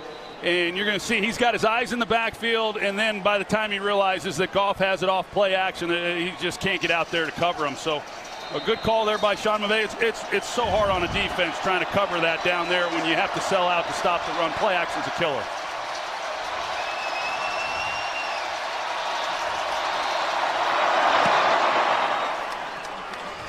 Zerline knocks it through. A 3-point game again. Higbee says, please be quiet. Got a raging headache. 3-point game in New Orleans. Sean McVay in this offense, which for the most part has not been aided by the incredible skill of Todd Gurley for the majority of the game. He does have a touchdown, but it's been more C.J. Anderson in this championship effort. Rams have closed this to a 3-point game. Where were you at the age of 32? Well, if your name is Wade Phillips, you were the defensive line coach for your pop in Houston. If you're Sean Payton, quarterbacks coach at Illinois. If you're Mike Pereira down to my right, giving a safe call for some reason. As a referee in the Big West Conference. That explains a lot.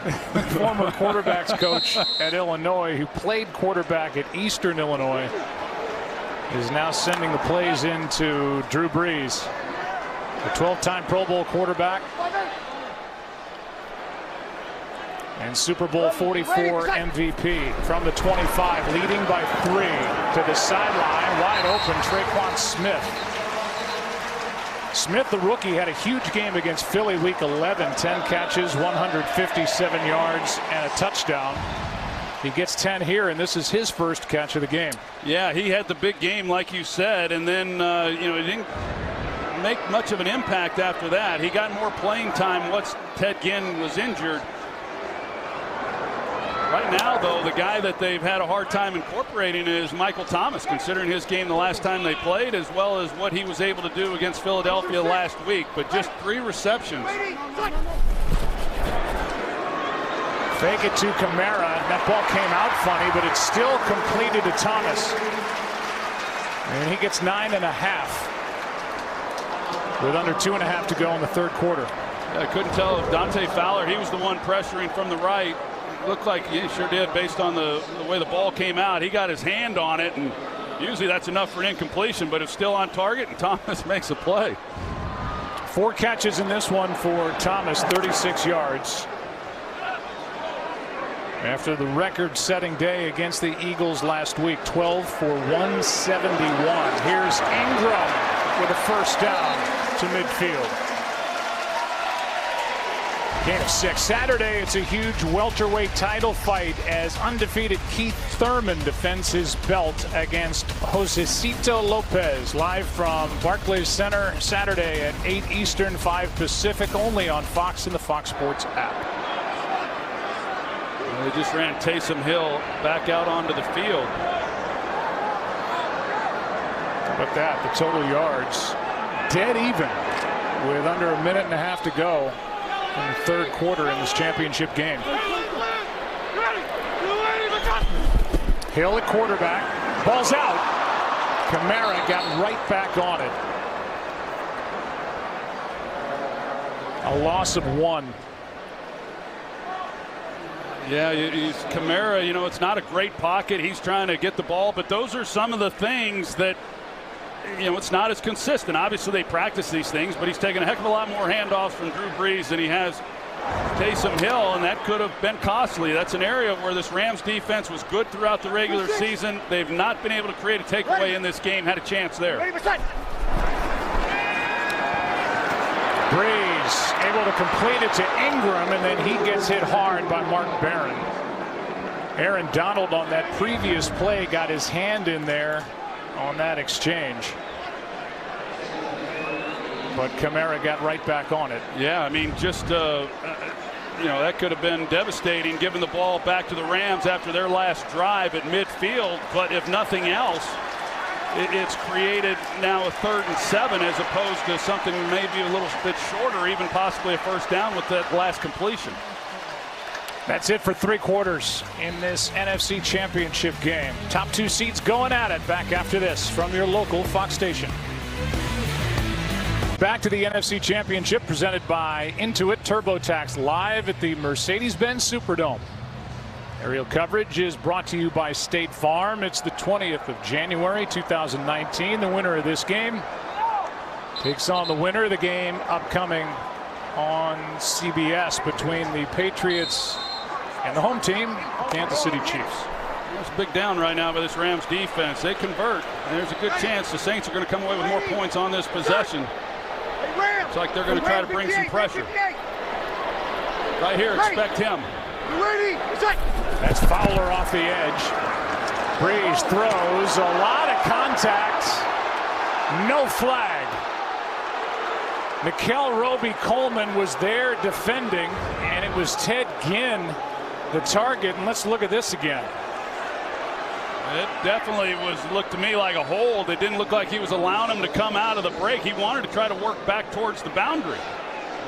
Roby-Coleman's upset he didn't get the pick. I think he might feel lucky looking at that. He didn't get a flag. Talk to Mike Pereira after the punt. Morstead, end over end. Matson. What'd you think, Mike Pereira, on that 3rd down throw? Well, I think it's interference. I think the ball is out of his hands. He breaks to the outside, but you can see he makes contact clearly before the ball arrives. It is contact that keeps him from making the catch. I really do believe that is pass interference. But no flag. Well, the officials, they have let him play, really, for the most part throughout this game. But boy, that was, I agree with Mike. It sure looked like a hold. Ball was in the air, and it would have been a new set of downs for the New Orleans Saints. Todd Gurley was not on the field the last possession for the Rams. A 10-play touchdown drive, and C.J. Anderson starts this drive by carrying up the middle to the 15-yard line. Now all we can do is obviously ask. The word from the Rams is there is nothing physically wrong with Todd Gurley. But this is one of the best players in the league who's just watching with the rest of them. Well, he continues to move and kind of stretch. He doesn't look frustrated. He doesn't look upset that he's not being utilized. It's the biggest game of his career, and he's not contributing yet. He seems to be okay with it. Something is up. I don't think it's just simply him not getting to play. I would have to believe it's health related. 2nd down and 7. Goff keeps. Under pressure. Jordan got it.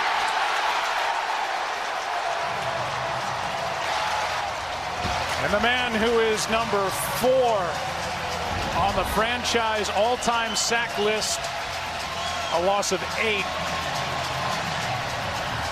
Yeah, he's able to get home. He gets past Tyler Higbee, and they're trying to block him up with 2 guys, and yet they don't make a play. Now, you look at that and you say, is that a horse collar? No, it's not. It can't be anyway because of the quarterback being in the pocket. But sets up now. Jared Goff's got to be real careful here on 3rd and 15. So careful they just hand it off. And C.J. Anderson gets back to the line of scrimmage. That's it. And this Saints defense steps up again. Marcus Davenport, the rookie, got through a loss of 1. Oh, what a great job by this Saints defense. Getting them backed up. Cam Jordan makes a big play there on the sack and gets them in long down yardage, and now forcing a punt. And the Saints should get great field position, and it's going to be putting some stress once again on the Rams defensively to hold them down. 4th time for a Rams drive where they did not come away with a first down, and they're backed up.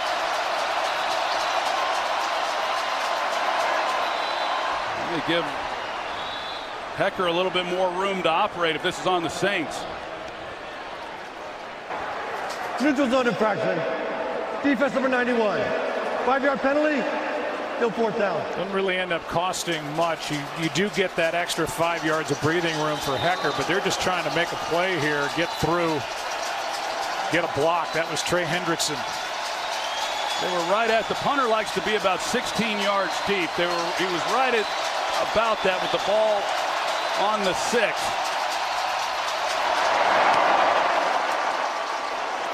Hecker hangs it high. Tommy Lee Lewis with a fair catch inside the 40. The flag is down back near the line of scrimmage. Personal foul. Chop block. Kicking in number 24. 15-yard penalty from the end of the run. New Orleans ball. First down. Well, that'll move the ball inside Ram territory. It was against Countess in a 3-point game.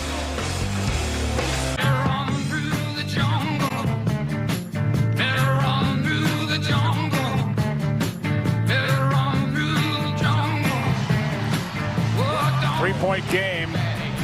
Just under 12 and a half to go. Todd Gurley trying to stay warm on the sideline. Right now it's the Saints starting for the second time in Rams territory. This drive at the LA 46. The other time was after the Demario Davis interception early that they turned into 3 points. 2-6. Ready. Ready, Basset. Kamara, Ingram, and Hill all in there. And Ingram behind a block from Taysom Hill with a flag on the play ends up getting 4. Holding. Offense number 72. 10-yard penalty. Repeat first down. Against the Pro Bowl left tackle, Teron Armstead, who's battled his way back from a pec injury suffered in week 10 at Cincinnati. It was Armstead trying to block Michael Brockers, it looked like, and that's a good call, and it's a big penalty. You know, they'd already given up. The Rams had 15 yards with the penalty there on the punt on them, and now they back up the Saints, which certainly helps in trying to make a stop and keep this a 3-point game. Hey, alert, alert, alert, alert. Ready. Ready. Set.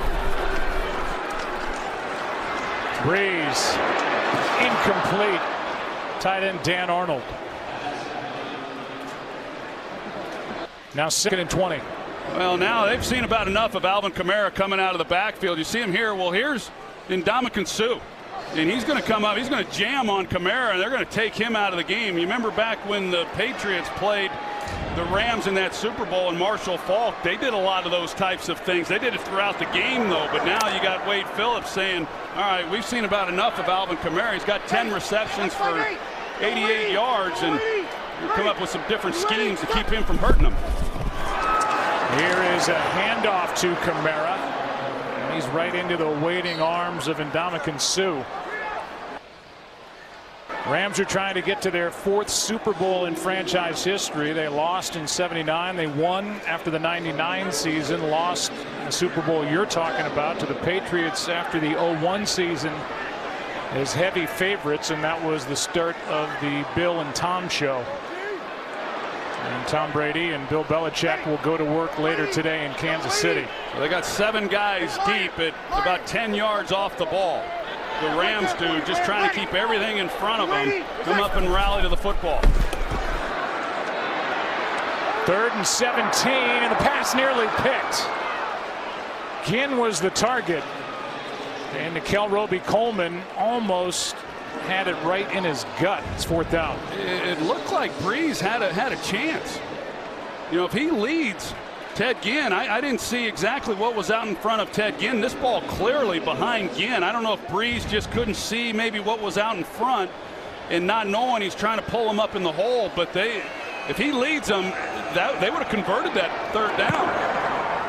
Morstead hits it. That is a big stop by the Rams on defense. Good punt by Morstead.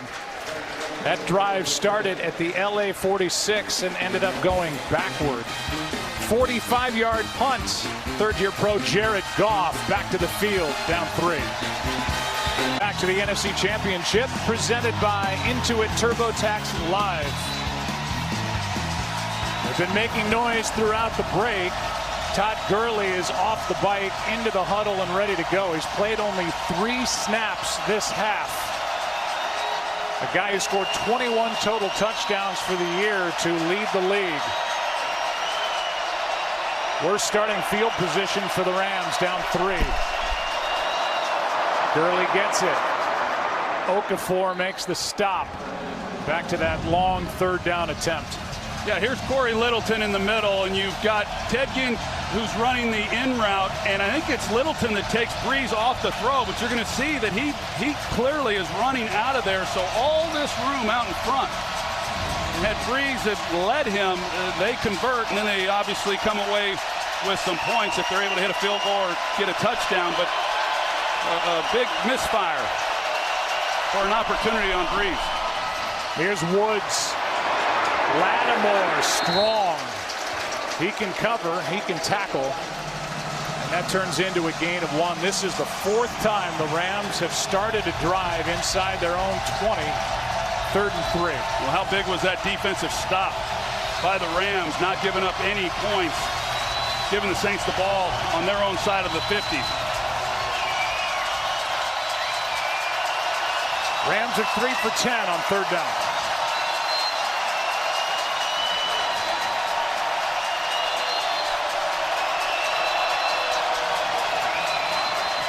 Goff running all the way outside to relay the play. And there were whistles. The pass is incomplete. The question is, did the play count? And there looks to be some confusion down on the field right now, or was there a timeout called? Here's the call. Prior to the snap, first charge timeout.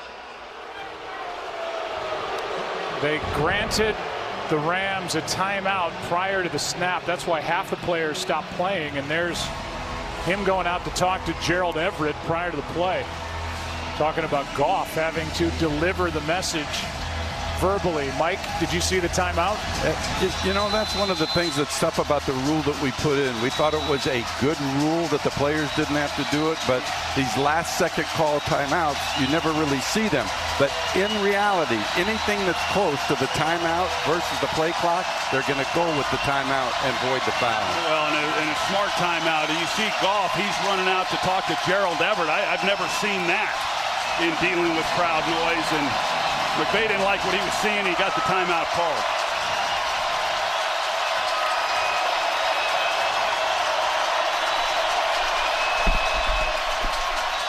Goff out to his right. Throws, and the pass is caught for a 1st down and more. That's Everett. Gerald Everett takes it into Saints territory. Knocked down at the New Orleans 45, and a conversion on 3rd and 3, 39 yards. It was good coverage for most of this play on Gerald Everett. They jam him up at the line of scrimmage, but it's because Goff being able to scramble and get outside the pocket. You see right there, that's pretty good coverage. But just then, scramble drill comes into effect. He frees himself up, and this is a guy who's got a lot of athletic ability. He can run for a big man, and he shows it off after the catch. 39-yard play, the longest for either team in the game, and to this point, the biggest. Anderson gets it. You see Von Bell back in there after that injury. Last time the Rams had it, a gain of 4.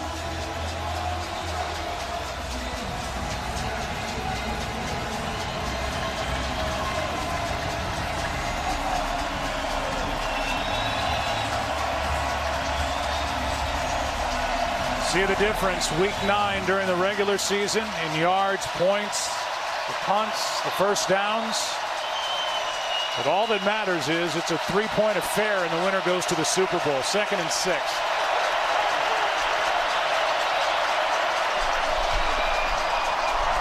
Play action, Goff throws, pass to Reynolds. Spinning catch out of bounds inside the 10.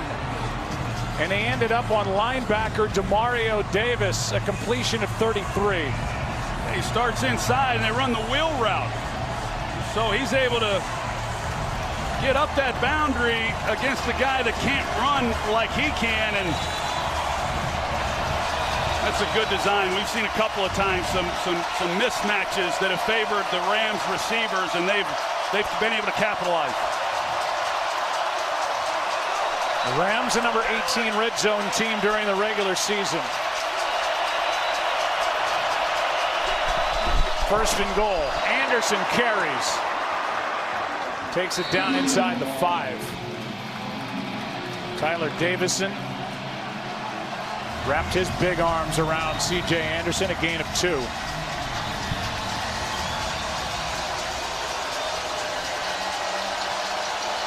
It's a heck of a drive by this Los Angeles Rams team. First of all, the defense makes a big stop.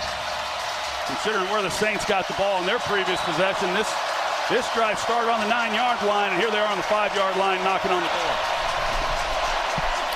Fake it to Anderson. Out to the left. Goff gonna dive. Looked like it was there for a moment for him to run in, and a slight hesitation might have cost him a touchdown. Yeah, I saw the same thing, Joe. It was a little casual. You know, I don't think that running the ball was what he wanted to do. There's a face mask.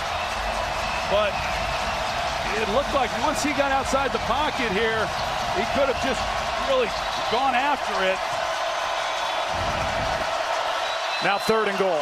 Biggest play of the day. I'm not so sure Sean McVay's not in 4-down territory here, but he was gutsy last week. It would be a lot of guts again this week. Quick snap. C.J. Anderson. He is going to be marked short of the touchdown. Inside the 1. And here's the decision upcoming by Sean McVay. It looked like Havenstein, that last push, might have gotten him over the line right there, but he was down. Well, the field goal unit comes on for McVay. But you never know with this team. However, if they're going to try and punch it in on 4th and goal, you'd think they just leave their offense out there. Yeah, he's taking the 3 points here. He's going to try to tie this thing up with Zuerlein. 19-yard try. Just became a 24-yard try for delay of game. Delay game. Offense. Number 4.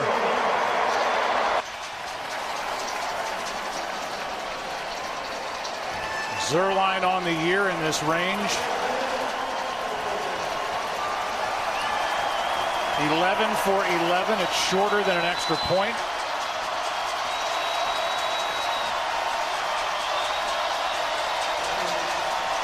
And it's a 24-yard attempt to tie it with 5:16 left.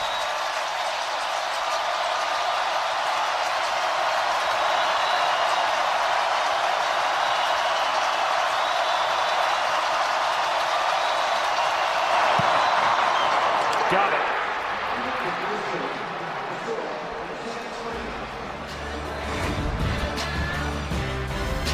Young Jared Goff got his team in position, and this NFC Championship game is tied.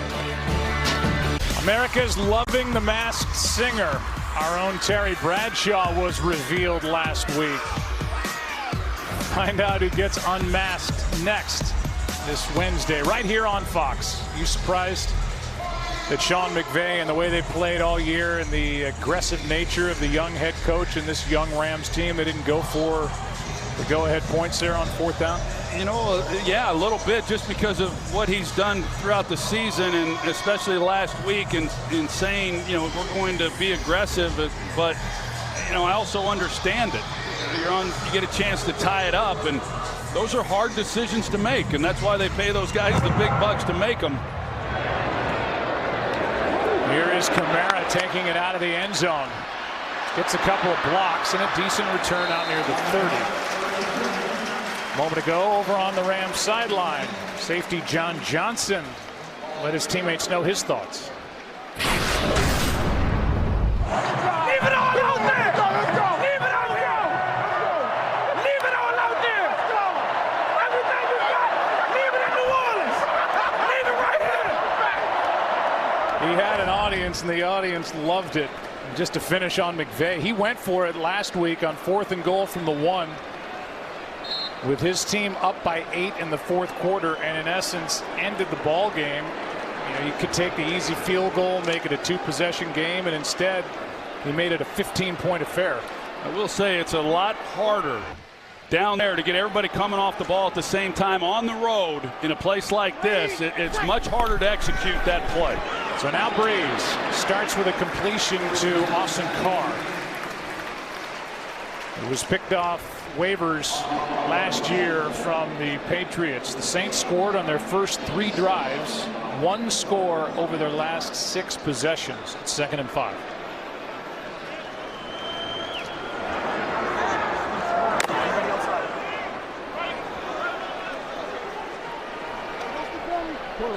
Mike 2-6.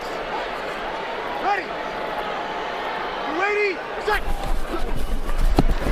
On 2nd down, pass caught by Ingram. Good strong tackle by John Johnson, who provided that soundbite a moment ago, and now 3rd down and 2. Yeah, really good. They just continue to try to keep everything in front of them and then come up and make the tackle. And a really good job by John Johnson. Now a 3rd and short. Taysom Hill is in the huddle. Alvin Kamara comes back in. Well, that's the guy they'll be focused on, Alvin Kamara. He's the one who's been hurting them. Ready. You ready? Set. Breeze with all day flips it to Kamara. 1st down and stays in bounds. Smart play. First Kamara was blocking, and then he leaked out for an 8-yard completion. Yeah, and Dante Fowler, he bangs on him. He goes to the ground, and we've seen it earlier in this game with Dan Arnold, the tight end, when he was in blocking, and then they just realized that the quarterback is in trouble and they need to give him a place to go with the football, and they leak out, and Breeze finds him. The Rams did everything right down the field in coverage. They just lost sight of Kamara once he went to the ground. And couldn't get to Breeze.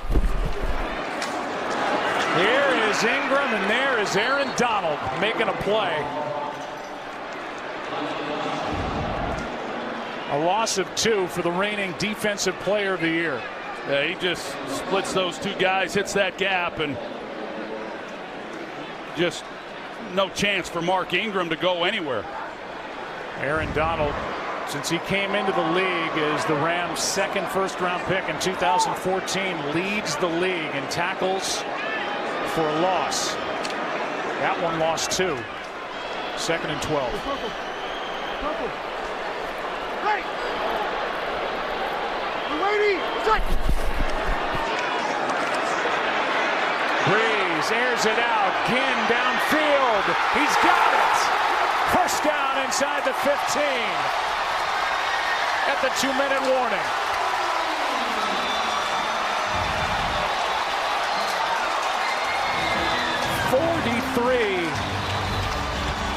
Big yards to 10 Ginn, and the Saints sitting pretty with 1:58 to go. On 2nd and 12, Troy, the biggest completion of the game, 43 to Ginn. Well, LaMarcus Joyner, the safety, he sees this all the way, and he's in a great position. But you see, he goes up, he doesn't get his hands up over his head. If he goes up with his hands above his head, he can knock the ball down. Instead, he acts like he's trying to just catch it in his chest, as though he's the only guy trying to make a play on the ball. And so a huge play. That ball just hung up in the air for a while on Drew Brees. Here's a good look at it. And I mean, Joyner sees it the entire way. This is crazy. I thought that ball was going to be intercepted, certainly incomplete. But now, what is Sean Payton going to do? They've got 2 timeouts, the Rams do. If they stop them, they can get the ball back with about a minute left in the game. They've got to make a stop. Quick throw, and that will help the Rams' cause. That's incomplete to Michael Thomas, and surprise. That's a big surprise. Big surprise. I thought they might be aggressive, but not on first down, Joe. I really thought on first down Sean Payton would force them to burn the timeout, then decide, okay, you know, how are we going to play this? But now, it's a huge advantage now for the Rams. in preserving time. It was a high percentage throw, but it was low and incomplete. That 43-yarder by Ginn, his longest reception of the season. Now 2nd and 10. Play clock is down to 1, so Breeze has to use a timeout. And you can see the frustration all over Alvin Kamara. Not a good start with this possession inside the 15. Why do we show George Halas? One of the cornerstones of this league. The George Halas Trophy will be awarded at the end of this game to the winning team. That trophy has undergone a makeover since the Saints last won it. After the 2009 season, as Drew Brees and the Saints try to get to their 2nd Super Bowl in franchise history. State Farm postgame show is coming up, and the trophy presentation will be a part of that. 2nd down and 10. Ready. You ready, Basad? Here's a toss to Kamara. Well played. That was Barron who got up and made the stop. No gain, and now timeout taken by the Rams. And now it's all out there in front of the Saints, and you go from trying to take the timeouts off the scoreboard, Troy, for the Rams. You have a decision to make here. Probably throw it here on 3rd down and long. I believe that they'll throw it. I think it's going to be a high percentage play. You can see Sean Payton not happy about something, but Mark Barron, you called it. That was a great job by him of being able to slither his way back there and make a play, creating a 3rd and long. But I do believe that they're going to be safe with the throw by Breeze. Safe, not a word that's used very often around the Saints or the Rams. I understand. But a good point on 3rd and 10. Quick snap. Breeze. Pass is incomplete. No flag for Tommy Lee Lewis. Nickel Roby-Coleman delivered a hit. And the two officials talk to each other.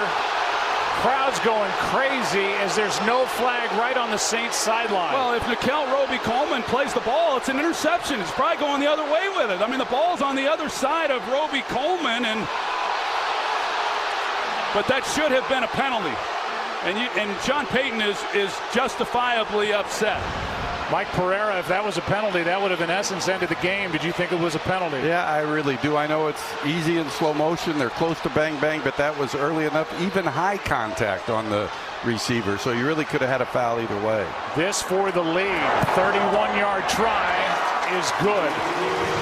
But after the 43-yarder, the Saints throw an incompletion, run it for no gain, and then this, and clearly contact before the ball got there. Yeah, he had, I mean, all he was doing was staring down Lewis and just playing the man, and never got turned on. I mean, it can't be any more obvious than that. Yeah, I mean, Sean Payton, he just simply cannot believe it, nor can anyone that's in the stadium watching this. If a flag is thrown there, the Saints have the ability to run the clock down to 4 seconds left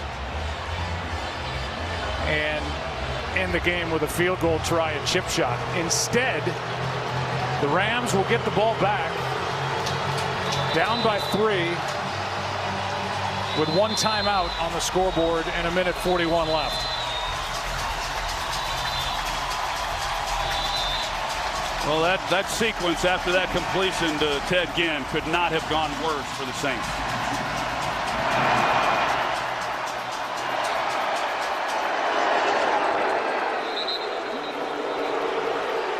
And the crowd lets the officiating crew hear it as Jared Goff trots onto the field, and he's got a chance.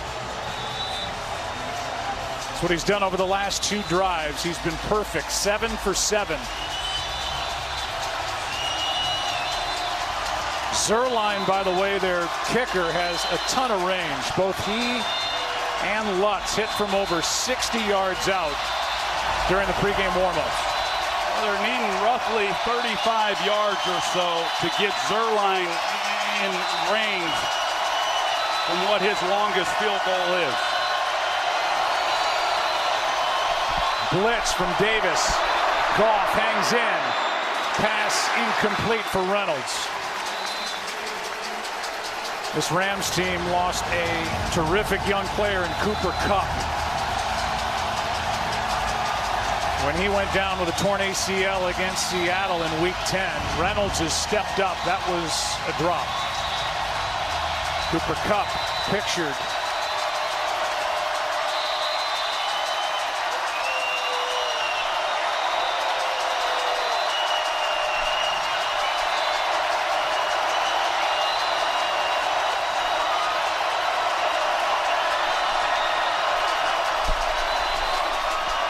Goff throws, pass, caught. That's Reynolds. And Reynolds is able to spin his way out across the 40. A 19-yard completion from Jared Goff. Well, based on the coverage, you wouldn't expect them to be able to complete that pass. But Marcus Williams playing so deep, they were able to. Goff throws, pass incomplete for Everett. And that stops the clock with 1:12 remaining and one timeout for LA. Well, we know what happened when the Saints, at the end of that first half, brought pressure. Goff was able to take advantage of it with the big play to Brandon Cooks. There's the green line that shows where they need to get to in order to give Zuerlein an opportunity. But you know Sean McVay is not thinking about Zuerlein yet. Not even close. He wants to win it.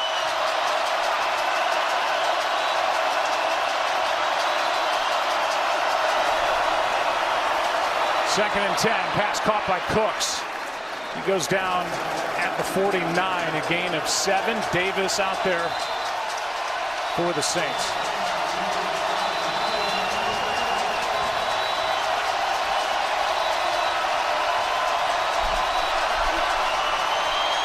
Pass is caught by Woods.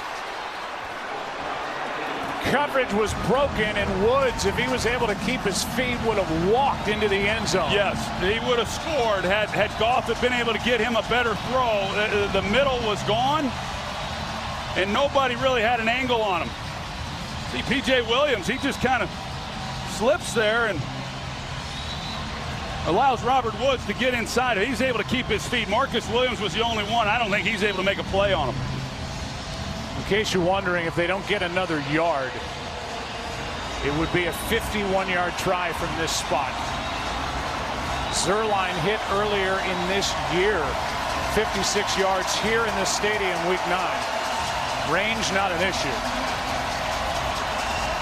Rams use their final timeout to stop the clock with the ball at the New Orleans 33. Well, if you're Dennis Allen, knowing that they are in Zuerlein's range now, it's one thing trying to keep him out of field goal range to tie this game up, but now that he's in field goal range, you just simply cannot give up the big play. These safeties in particular, they have to know that.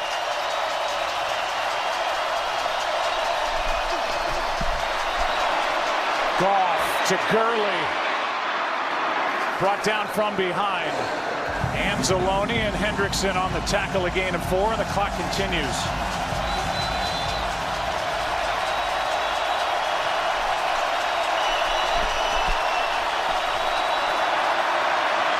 To the sideline and incomplete.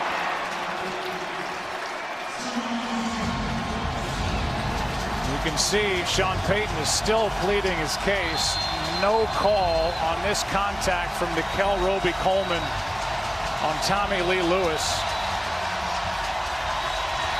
And that has led to this drama in a 3-point game.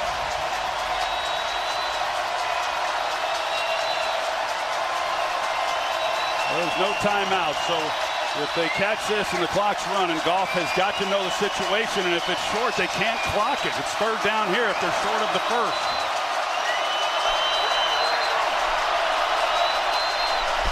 Just got it away. Pass is incomplete.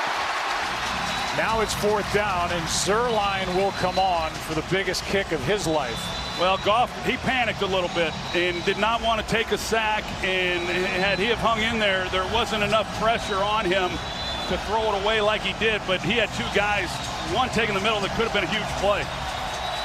48-yard try.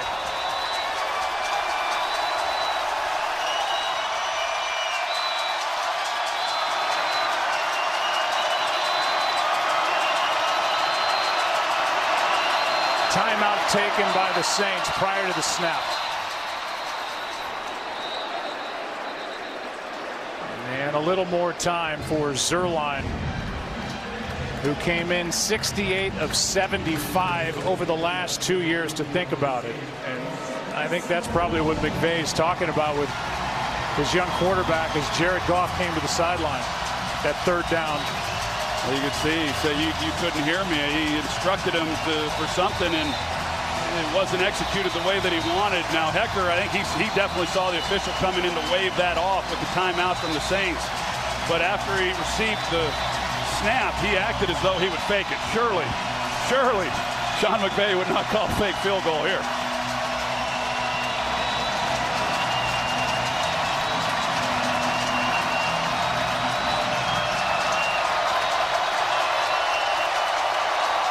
Five for 7 in this range this season. Zuerlein.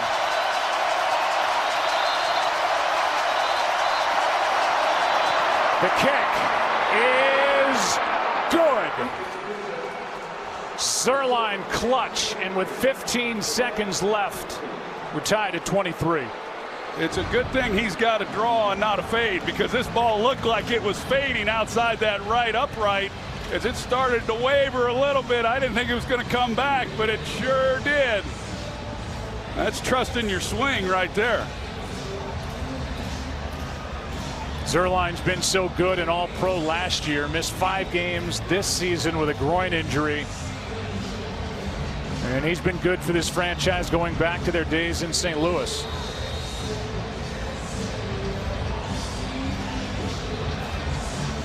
This is his first taste of the postseason. Was injured last year.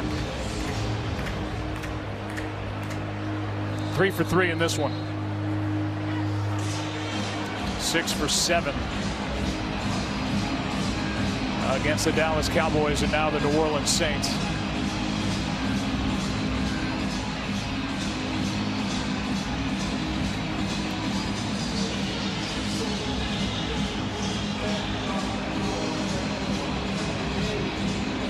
Well, when the Saints won the NFC Championship game, we were in this stadium after the 2009 season. It took overtime to beat the Vikings and Brett Favre. And Kamara is going to give it a shot. Has to be careful with the football, and with 8 seconds left, it looks like we're headed to another NFC Championship overtime game in this stadium. Brett Favre was just punished by a Greg Williams defense over and over, and then typical Brett Favre kept coming back for more. Threw that interception toward the end of regulation, and it was Garrett Hartley who won it from 40 yards out to send New Orleans to Super Bowl 44, where they beat the Indianapolis Colts, and this crowd still letting the officials hear it from that no call a moment ago. You see those highlights from that last championship game, and you realize what a difference in the rules have made for these quarterbacks now. I mean, every one of those calls, every one of those hits anyway, would have been penalties in today's game. And back at that time, the rule was not in place where each side gets to possess the football. So that was obviously important as Drew Brees did his usual good work to end up with a victory. And now Mike Pereira. We'll hear from Bill Vinovich, and then you can add on for what we expect rules-wise in overtime. Play a modified sudden death. Both teams will have an opportunity to possess the ball unless the first team scores a touchdown. Okay? After that, it's just like we're starting a new game, except all replays are upstairs. We're still the visitors. He's called heads. It is tails. You want the ball. Which way? You got it. Mike? The difference here in the playoffs is the fact that we will play on until the winner. It's just like starting a new game. We'll go 4 quarters. It's regular timing rules. Replay will handle all of the replays that we have to do. But otherwise, we're going to play until we actually get a winner here in Mercedes-Benz Superdome. We'll be back. The game this has been between the Saints and the Rams, the top 2 seeds in the NFC. Still framed from that no call, which will be talked about, no doubt, depending on who wins. 23-23, 15 minutes on the clock. Both teams have the opportunity to possess the ball unless the initial possession ends in a touchdown or a defensive score.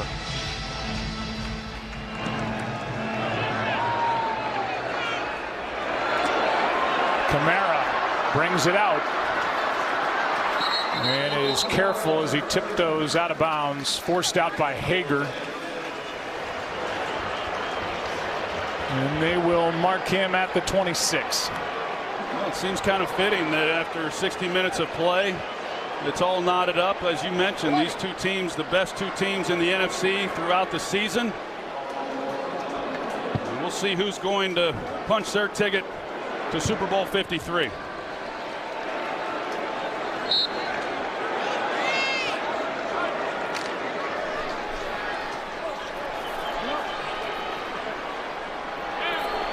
Mike 2-6, Mike 2-6. Ready. You ready? What's that?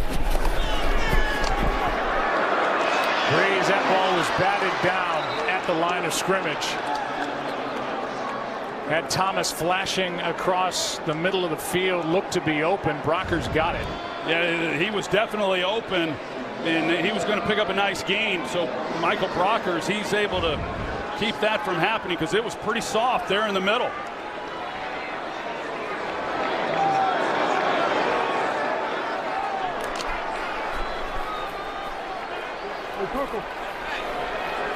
Mike 2-6.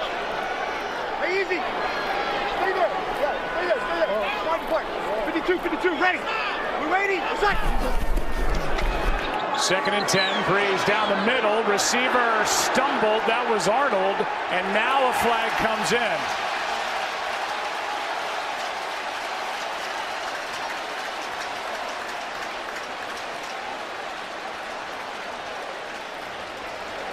Remember, they're without their top 2 tight ends. Hill has been lost in this game. Watson deactivated before the start of it.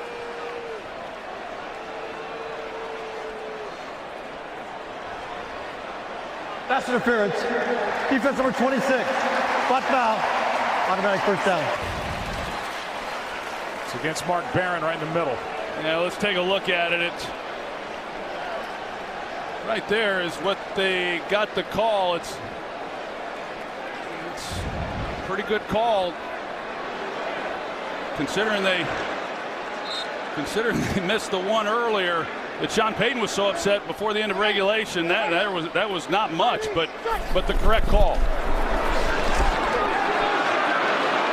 Here is Ingram not going down, and now Aaron Donald gets to him, and a big loss on the play. And Ndamukong Suh, the first guy there, and Ingram spun his way into a 6-yard loss. Well, I'm like Drew Brees. I thought they'd blown it dead, you know, and Suh has him held up, and then Aaron Donald looked like he was about to take him out. I thought they were going to blow it. Brees was trying to explain to the ref, hey, wait a minute, that shouldn't be a loss of yardage, but yet they didn't.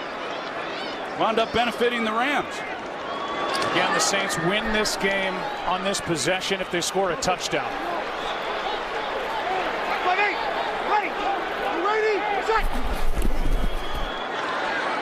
Breeze, protection breaks down, ball is up for grabs and caught, picked off by John Johnson. That ball hit at the line of scrimmage, and John Johnson on his back hauls in the biggest interception of his young career. Well, it's Dante Fowler who is able to get to Breeze and hit him as he's trying to throw the football. The guy they made the trade for right before these 2 teams met last time. John Johnson's on his back. He falls down after the contact and is able to make the play as he's fallen down. They hadn't been able to create a takeaway the entire game. It's what they've kind of lived on defensively throughout this year. It's a heck of a play by Dante Fowler, as well as John Johnson.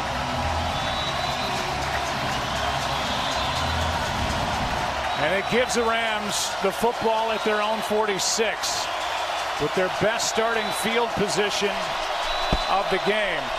Goff under pressure, pass is caught by Higbee. And Tyler Higbee with a first down, brought down by Von Bell. A gain of 12. What a job by Jared Goff in the pocket. When you boot to your left, it's harder to get the ball out quickly if there's pressure in your face immediately. Okafor was right there. He anticipates the pressure, he pulls up, and with a sidearm throw, delivers a good pass.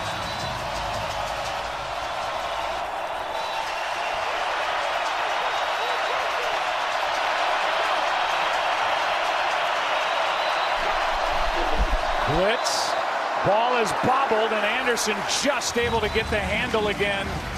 Brought down with a loss on the play of 3 yards by A.J. Klein.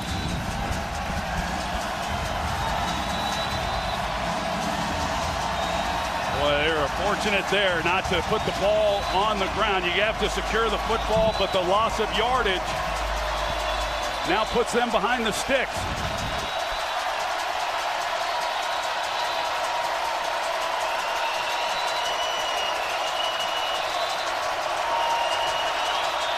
Second down and 13. Timeout taken by Sean McVay.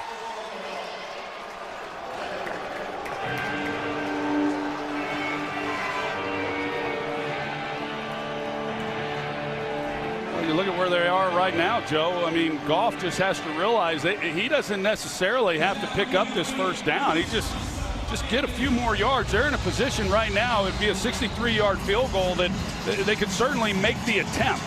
Start getting a little nervous about that if you don't make it, and then giving the ball to the Saints with great field position at midfield, but they don't need much to make it a real comfortable attempt for Greg Zuerlein.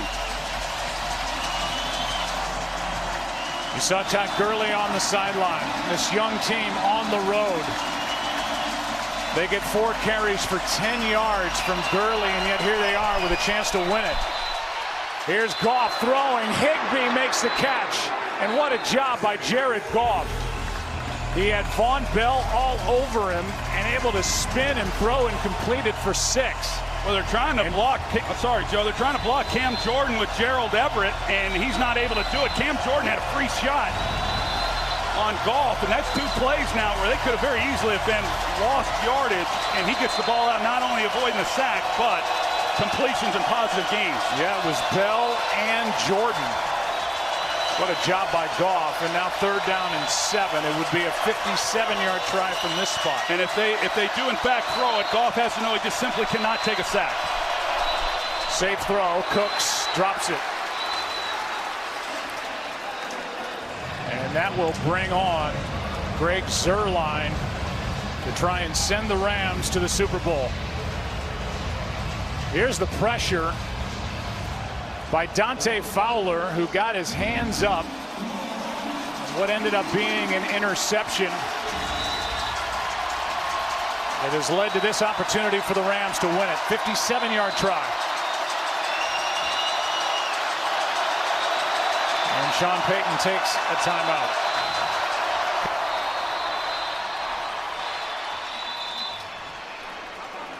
And Mike Pereira, just as we look at that replay again with Dante Fowler coming in, and that pressure in the face of Drew Brees led to the interception by John Johnson. Let's talk about the play. Contact down the field. Was the ball tipped? There's a lot in play on that turnover. Yeah, well, first thing you had to do is decide whether it was tipped or not. Didn't look to me like it was, but here the receiver turns into the defender who has that position that Troy talked about earlier. So, and in a fluttered ball like that, a pass, you're not going to have interference on either team.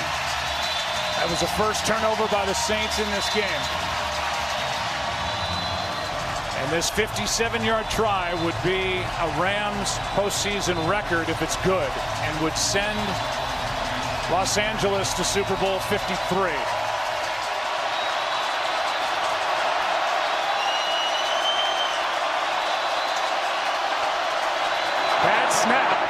The kick is good.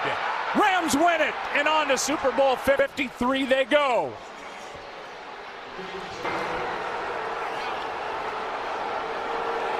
Sean McVay and this Rams team on the road. And what a job by Johnny Hecker to get that snap from Jake McQuaid, get the football on its end, and then Zuerlein drills it from 57 to win the ball game. Well, the special teams unit has been a big part of the turnaround for the Los Angeles Rams for the last few years. And John Fossil's done a terrific job with that unit, and you're right. That's a great job of getting the hold, getting the ball down. And Greg Zuerlein, a couple times now in this game, the last two kicks have been right on the money in clutch pressure situations. Sean McVay, the reigning AP coach here, has guided his Rams team into Super Bowl 53 and getting a win on the road. Aaron Donald, the reigning defensive player of the year from 2017, celebrating, and those Rams fans who are here in attendance loving every turn of that football through the uprights. Let's go down to Chris Myers. Thanks, Akeem Talib handing himself. Congratulations, the youngest quarterback to win an NFC championship game. You and the Rams are going to the Super Bowl. Unbelievable, man. Can't put it into words. The fight we have, being down, I think, what was it, 13-0, 10-0 early, and we come back. Our defense play the way they did. To force it to overtime. The defense gets a pick. Greg makes a 57-yarder to win. That was good from about 70.